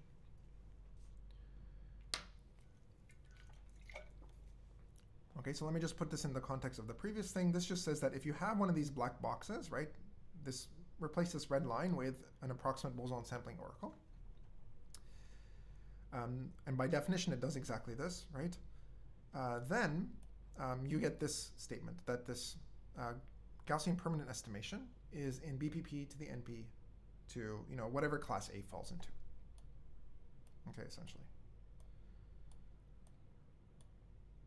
Okay, so but think of A as like a BPP machine. So now we move to the last part of the last subsection of the lecture, right, which is a proof of theorem 22, this main theorem. And again, let's really stress, right? What is this really saying? It just tells us that if there were to be a classical algorithm that can solve this Boson sampling, approximate Boson sampling problem as we just defined it right above here, then you could bootstrap that essentially to solve this problem related to permanent estimation, this GPE problem, Gaussian permanent estimation. Okay, so this average case thing. And it doesn't tell us at all. Let's be clear that GPE is hard to begin with. That's the conjecture that's open, right? Part 2 of the agenda. Obviously, we won't talk about that today. And nor does it say anything about whether quantum computers can do GPE itself, okay? Or do approximate Boson sampling. So let's do the proof sketch.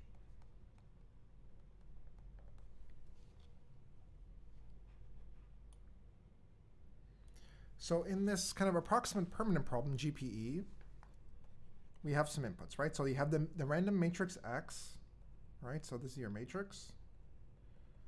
You had your precision parameter, epsilon, and then you had your probability parameter of success, okay? Delta.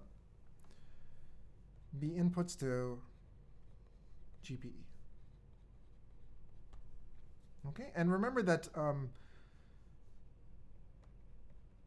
X is an n by n matrix, okay? So the goal is to bootstrap a classical approximate Boson sampling oracle, which we're assuming exists by assumption of this theorem, right? To compute essentially the permanent of X, remember that's the goal, squared, up to, plus or minus this error epsilon n factorial. Okay, that's the goal.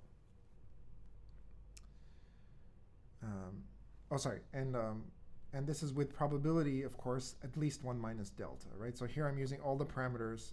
There's your delta up here, your epsilon is here, and X, of course, is here. Okay, that's the goal.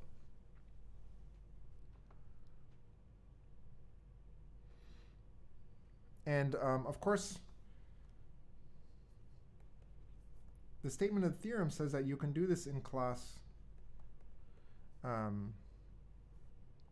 F. Well, okay, I'm being a little bit more technically careful here to the NP to the A. You can ignore this FU light. Basically, BPP is only supposed to output a single bit, the way the theorem was stated, I believe. But of course, in practice, we want a machine that's able to output more than 1 bit. So technically speaking, you use function BPP for that. But if you want, you can ignore this. Okay. But I'm just putting it there to be technically correct. Okay. So this is the goal, and we need 2 ingredients. And I'm going to state them in the opposite order in which we'll talk about it, because I'm stubborn that way, and it's in the notes that way, and so I'm not going to reverse it for this lecture. So the hiding lemma, which is new to the work that introduced boson sampling, and Stockmeyer's approximate counting algorithm, which has been known for a fair bit of time.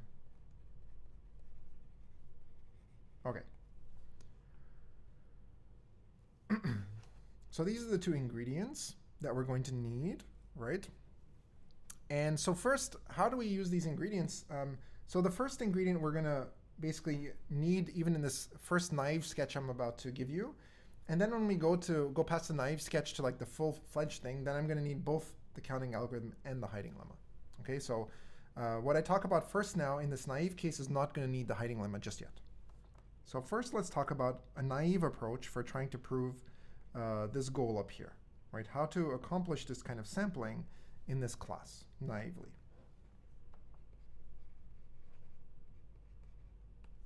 Okay, and naive doesn't mean easy. It's just that, there'll be some problems with this, right? So what's the goal, right? I want to estimate, the permanent of X squared, right? And so what do? You take your matrix X, right? And you try and embed it in the top left corner of some unitary so that when you run the Boson sampling experiment, essentially, the probability of seeing a particular configuration will be the permanent of X squared. Okay? So, remember, let me just remind you, the idea was to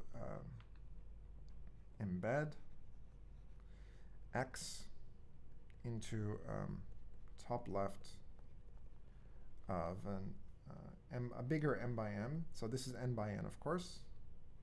So a bigger matrix U, a unitary matrix, such that Boson sampling outputs this thing. So meaning all the hedgehogs are in the n hedgehogs are all in the first n burrows, one per burrow, right? With probability precisely what we want, the permanent of x squared. So this is what we talked about earlier, how the permanent connects to this Boson sampling experiment. So in other words, if you could sample according to this, right?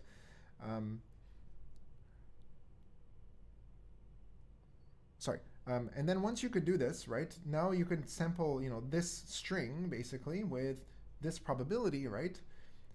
And then I need to convert this, right? Because I don't want to, this is a probability in an experiment. I don't care about that. I want to know what is the permanent of x, right? Or, absolute value squared. So I need to convert the sampling experiment to an actual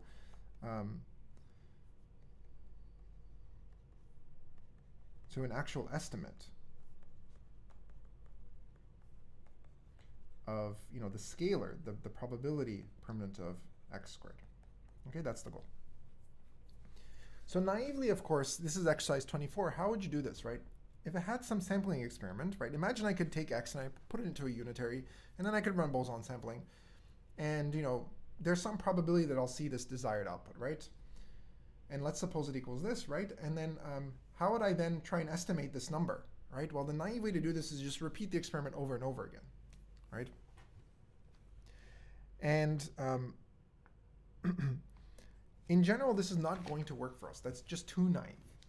Okay, we're going to use something a little bit more fancy, which is going to be Stockmeyer's algorithm, right? And intuitively, the reason why, by the way, is because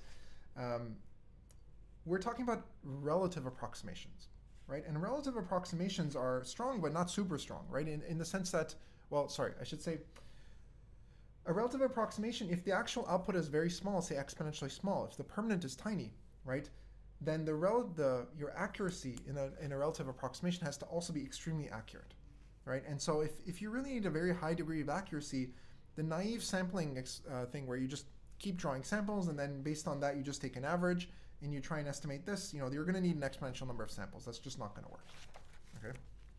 So we have to be a little bit more clever, and that's where this number 2 is going to come in, Stockmeyer's approximate counting algorithm. Okay, it'll allow us to convert that sampling experiment into an actual estimate of the probability.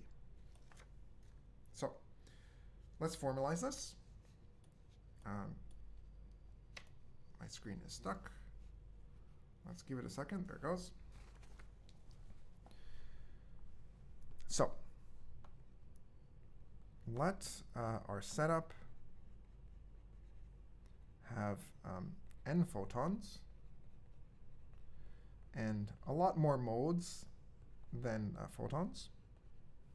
Okay, so in my notes, I have, you can pick this quantity, like n to the 5 essentially.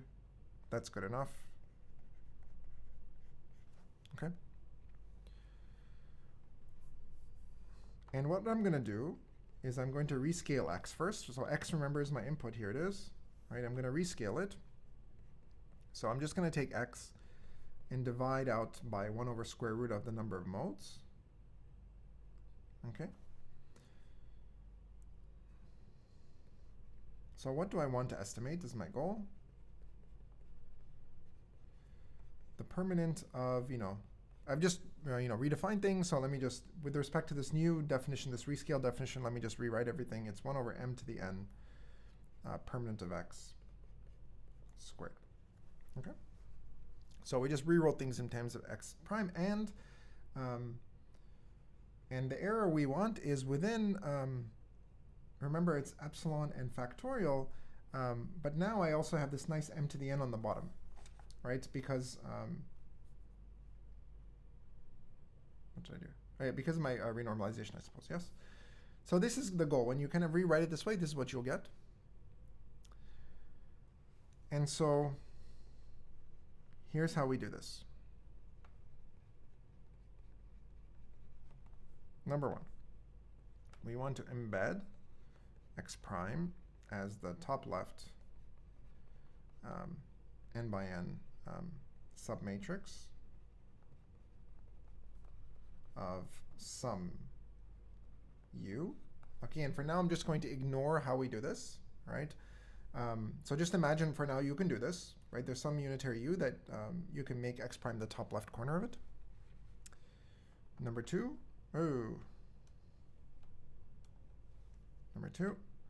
run the Boson sampling oracle A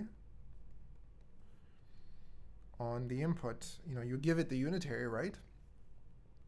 Epsilon, that was the precision parameter, and the random string R, right?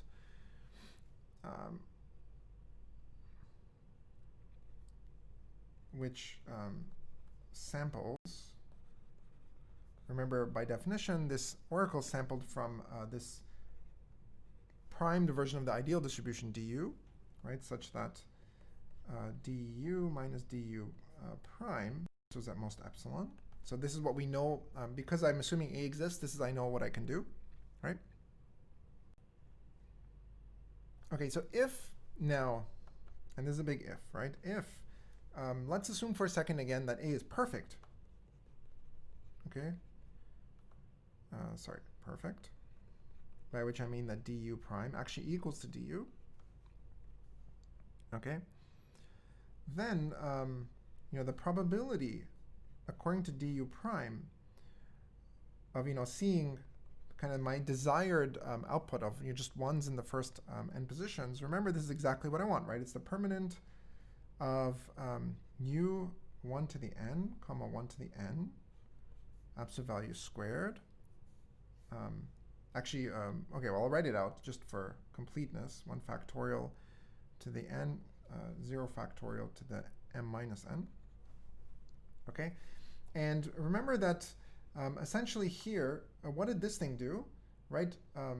This thing restricted you to the first n columns, and then the first parameter restricted you to the first n rows now, right? And that was just by definition x prime. Like that's what I put in that first n rows and n columns. So permanent of x prime squared. Ta-da, right?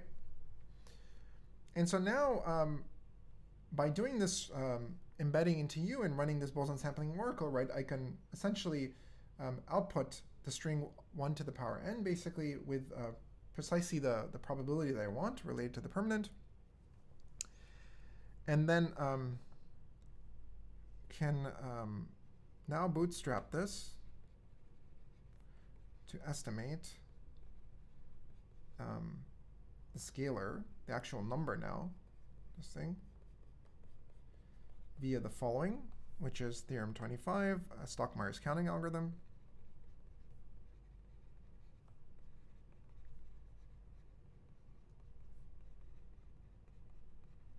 Okay, what does this say? This says that given Boolean function f from n bits to 1 bit, let p be the probability that a uniformly random x, input x, causes f to accept or to output 1. Okay, so in other words, p equals to the probability over all x in 0, 1 to the n uniformly distributed, so that f of x equals 1, right? And so I could write it this way.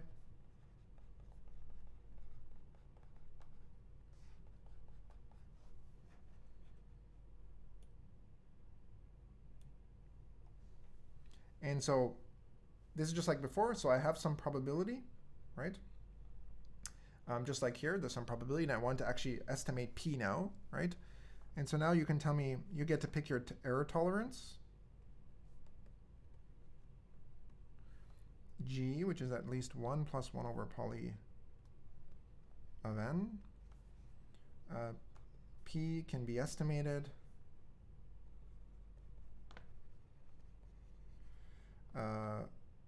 with multiplicative error, so relative error, just like we've been talking about, G, right? Same thing here, this error. Not in BPP, we have to be a bit careful, but in function BPP, again, you have to output a string now, not just a bit, so we talk about function BPP. But again, that's a minor issue here in this class. Okay, so if you have an MP oracle, basically, if you're a polynomial time machine and you have an MP oracle, which has access to F, then you can actually estimate P itself. Okay, so in our case, of course, that'll allow us, this was the P for us is equal to this permanent of x prime squared. We have that sampling experiment that succeeds with this probability P. And so this just says that we can bootstrap that via Stockmeyer's approximate counting algorithm to actually get an estimate for this quantity itself. It's not going to be in BPP. I mean, I still have to go through an MP oracle, so that's not efficient, but it's still efficient enough, meaning that it's still going to be enough to cause the polynomial hierarchy to collapse. Right? I mean, again, assuming that GPE is hard, which we don't know for sure.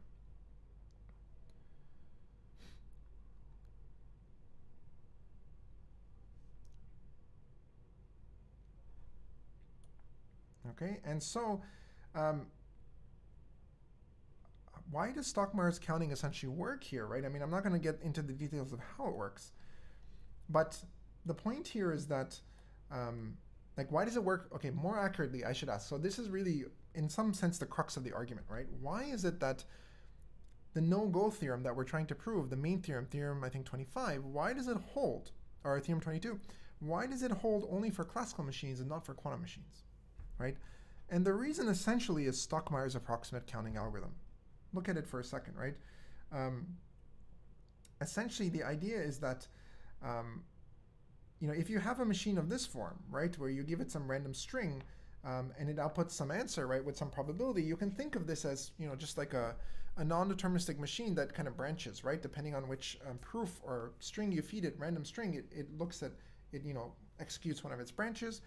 And so the probability of this thing outputting 1 is just the same as counting the number of branches of a non-deterministic machine, which go to 1, right? And so here I'm really working in the picture of a non-deterministic Turing machine. It's a fixed model, right? And that's exactly the setting in which approximate counting works, right? It allows you to count the number of accepting branches of this Turing machine if you have access to an MP oracle, essentially, okay? And in the quantum setting, you don't have that structure, right? You don't get to work with a non-deterministic Turing machine. You're dealing with some other entirely different beast, essentially. Okay, so there's a sense in which, you know, the crux of it all boils down to when you can apply this approximate counting subroutine.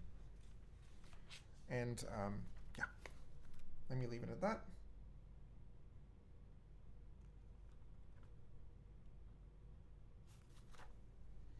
Good, so that's the naive approach. And so what's the problem with the naive approach? And why do we need that second and final ingredient of this hiding lemma? So I've already used Stockmeyer, right? I said there would be two ingredients, a Stockmeyer and this hiding lemma. We've used Stockmeyer, but I haven't said anything about the hiding lemma yet.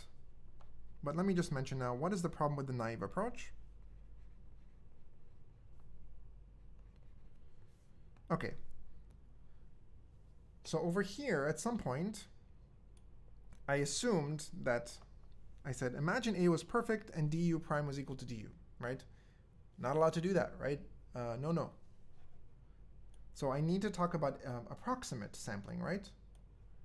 Because otherwise, you know, the quantum machine itself can't do exact sampling either. So, you know, it's not fair asking the classical machine to do something exact either, right? So that's a problem, right? Cannot. So in general, A gives outputs samples according to a distribution du prime, which is a bounded distance away from the ideal distribution du, right? And now the question is, how does this affect the probability of seeing 1 to the n, right? Because remember the goal was that, you know, the probability of seeing 1 to the n was giving us exactly the permanent of that embedded matrix when my sampling was perfect, but now my sampling is not perfect. And now the problem is just this, right? That the total amount of error, okay, well, here's the intuition, right? Let's think about intuition first, right? So what's the intuition?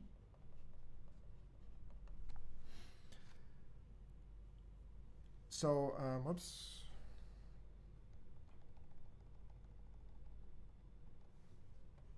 So the intuition is as follows. We know that the error is good in the sense that it's not too big, right? I'm only allowed to have, I don't need you to be exponentially precise. Being polynomially precise is good enough. So, you can be a little bit far off from the optimal distribution, right? So the error is not too small.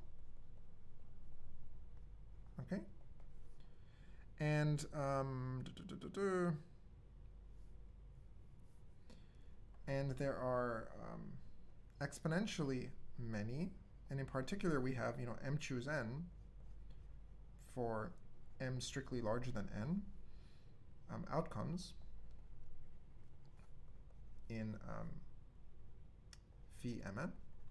Right, so the output space was phi mn, and I'm only interested in one output in the space, right? I'm only interested in the output of 1 to the n, right?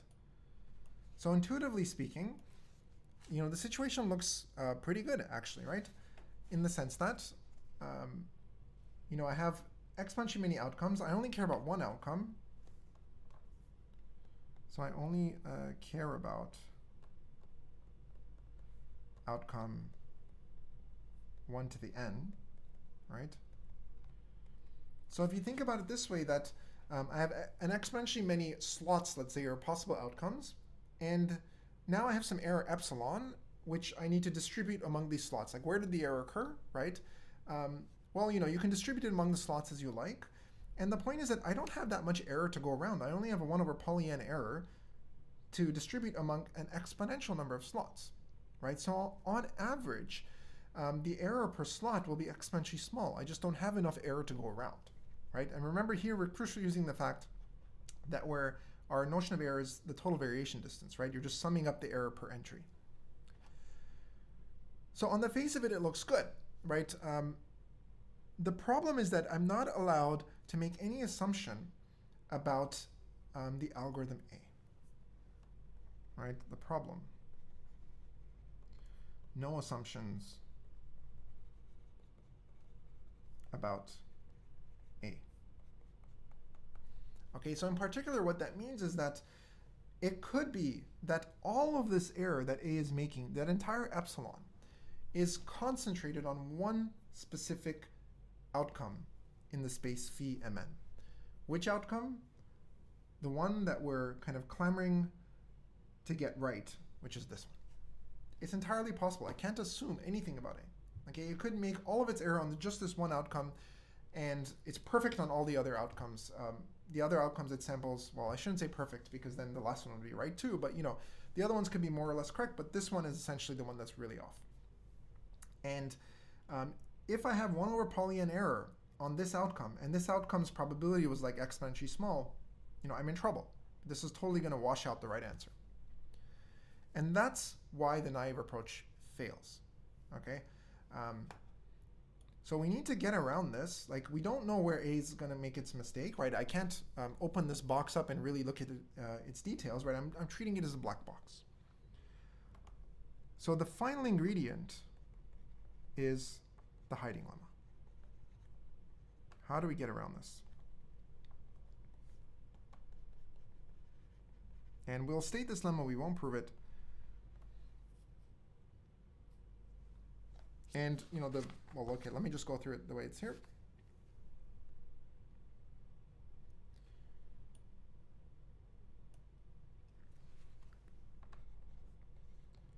So here's the main question, right, behind the hiding lemma. Why am I looking over, why do I care about this particular outcome, right? Well, the reason why is just simply because, So why do I care about 1 to the n, right? And the answer was because this allows us to embed the input matrix X in the top n by n principal submatrix of the actual U we feed into boson sampling, okay? The oracle. That's why, right? Now, the key observation is that if I encoded X elsewhere, right, like maybe I didn't put in the very top left block, but I shifted over 1 by the diagonal, then I would be interested in a different outcome. I'd want to see ones on basically all. I'd want to see ones on all the positions, basically.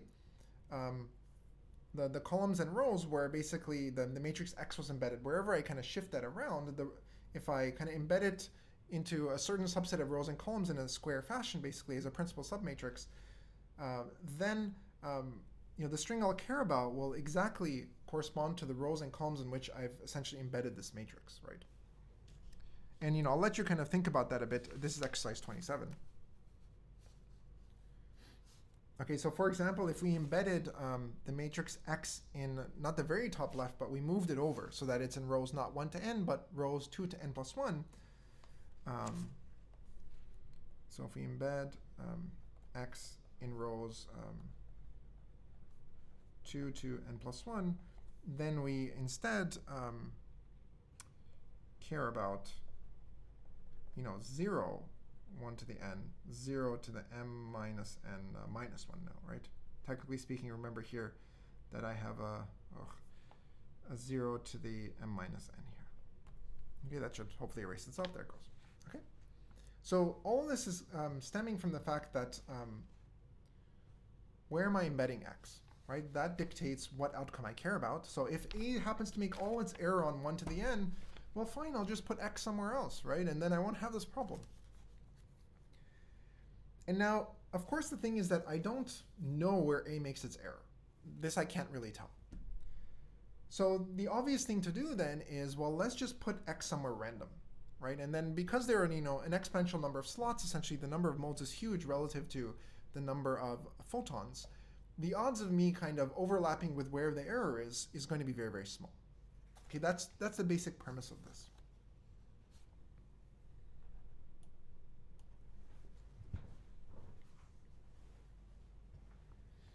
Okay, so let's just wait for this thing to scroll up.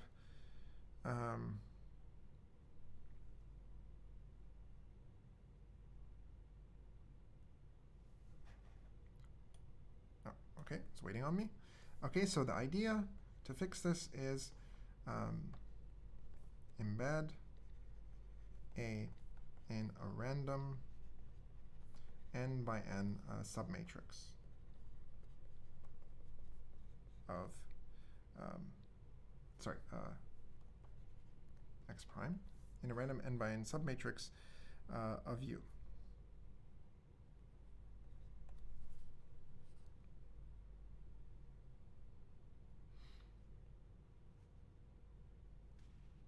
Okay, and in part, so this is basically the hiding lemma. Let me just write that out. And then we can parse it. And again, we won't prove it, but this will essentially complete our discussion. So fix n delta greater than 0, right? So essentially we're hiding the matrix from the error in some sense, yeah? The number of modes is much larger than n. There exists an algorithm to do this hiding, essentially, and the algorithm itself is not efficient. It also needs an NP oracle, but that's fine because our final statement also is allowed to have an NP oracle. Algorithm B, which, given n by n x with IID entries distributed according to a normal Gaussian, 0, 1, right? So remember, this is exactly the type of matrix X that we saw coming out of our problem GPE, right? These Gaussian distributed entries. So given one of those matrices coming from this GPE problem, what does it do? B succeeds with probability 1 minus order delta over the choice of x. That's important. So that's what the randomness is with respect to. And if it succeeds, outputs a random. So this is the key thing, right? Remember, in the ideal case, I didn't describe to you how you're going to embed x into the unitary u, and now I'm going to, this hiding lemma is going to do that for us. And not only is it going to do the embedding, but it's going to do it in a very, very nice way. So it's going to output a random m by m unitary u according to a distribution d subscript x such that two things hold. Okay, number one, assuming B, so this algorithm, this hiding algorithm, assuming it actually works, so succeeds with a non-zero probability on x, then number one, the matrix we want is indeed going to be randomly embedded somewhere. So that's number one. The matrix we want is actually somewhere hiding in there, right? X prime, remember, which equals to x over square root m, as we said, occurs as a uniformly random n by n submatrix of u. Okay, so this is what we wanted. We're embedding it somewhere in this big unitary u, and it's randomly placed so that in principle it's going to avoid the error with high probability, right, that the algorithm A was going to be making. And number two,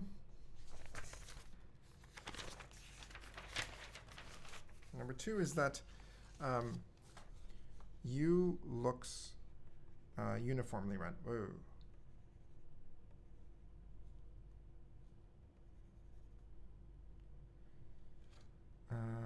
Well, let's wait for that to erase. In the meantime, I'll write uniformly random.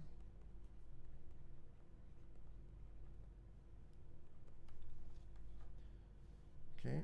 Oh, there it goes. Yeah. Okay, good. So U looks uniformly random. And, I won't define this here, but basically it's distributed according to the Haar measure. So you don't need to know what that is. Basically, that's a notion of random unitaries, okay? But, I'm not going to define that for the course. Okay? So what is this really saying, right? Let's just parse this. It just says that, the problem I want to solve, this GPE problem, if you give me the input to that problem, x, basically, what I can do is I can take that x and I can embed it into a much bigger unitary u in such a way that the matrix I want, right, this x prime, that one is hidden somewhere in this matrix u. Okay, so that means that there's some outcome to my Boson sampling experiment, right, that will correspond to the permanent of x prime. Okay, the probability of that outcome. So that outcome normally used to be 1 to the n, but now we're putting x somewhere random, so it's going to be updated to be whatever outcome corresponds to where we hid x prime in u. And not only that, so this means that x prime occurs somewhere. And so what is this all about? This says that u looks uniformly random. Okay, that means that the algorithm A, right, cannot tell where x prime is. That's essentially what this is saying, right? If u looks uniformly random, and then I plug it into A, this black box, this oracle for approximate boson sampling, as far as A can tell now, it looks like a uniformly random matrix. Information theoretically, it has no way of distinguishing where in the world I put that x prime. So even if A were to be not just making some error, kind of just being a nice person, but making an error, but even if it was adversarial at this point, where it would kind of try and find where x prime was and make an error exactly there to mess up your experiment, this hiding lemma is sound even against that, because as far as they can tell, U is completely random. Like, it has no idea where X prime is. Okay?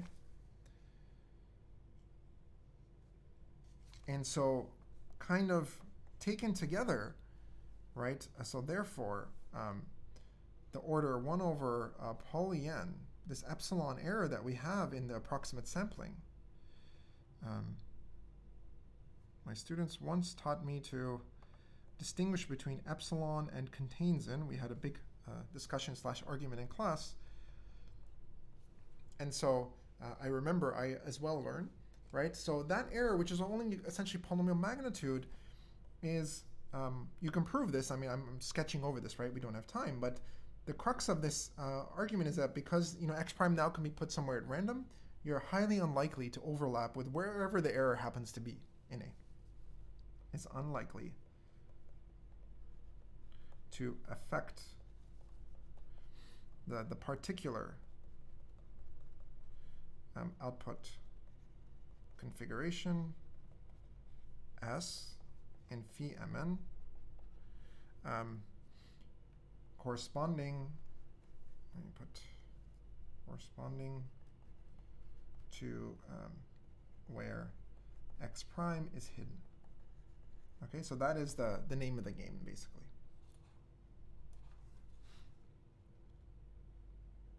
Okay, so I mean, that's essentially it. Let me just make some final comments here.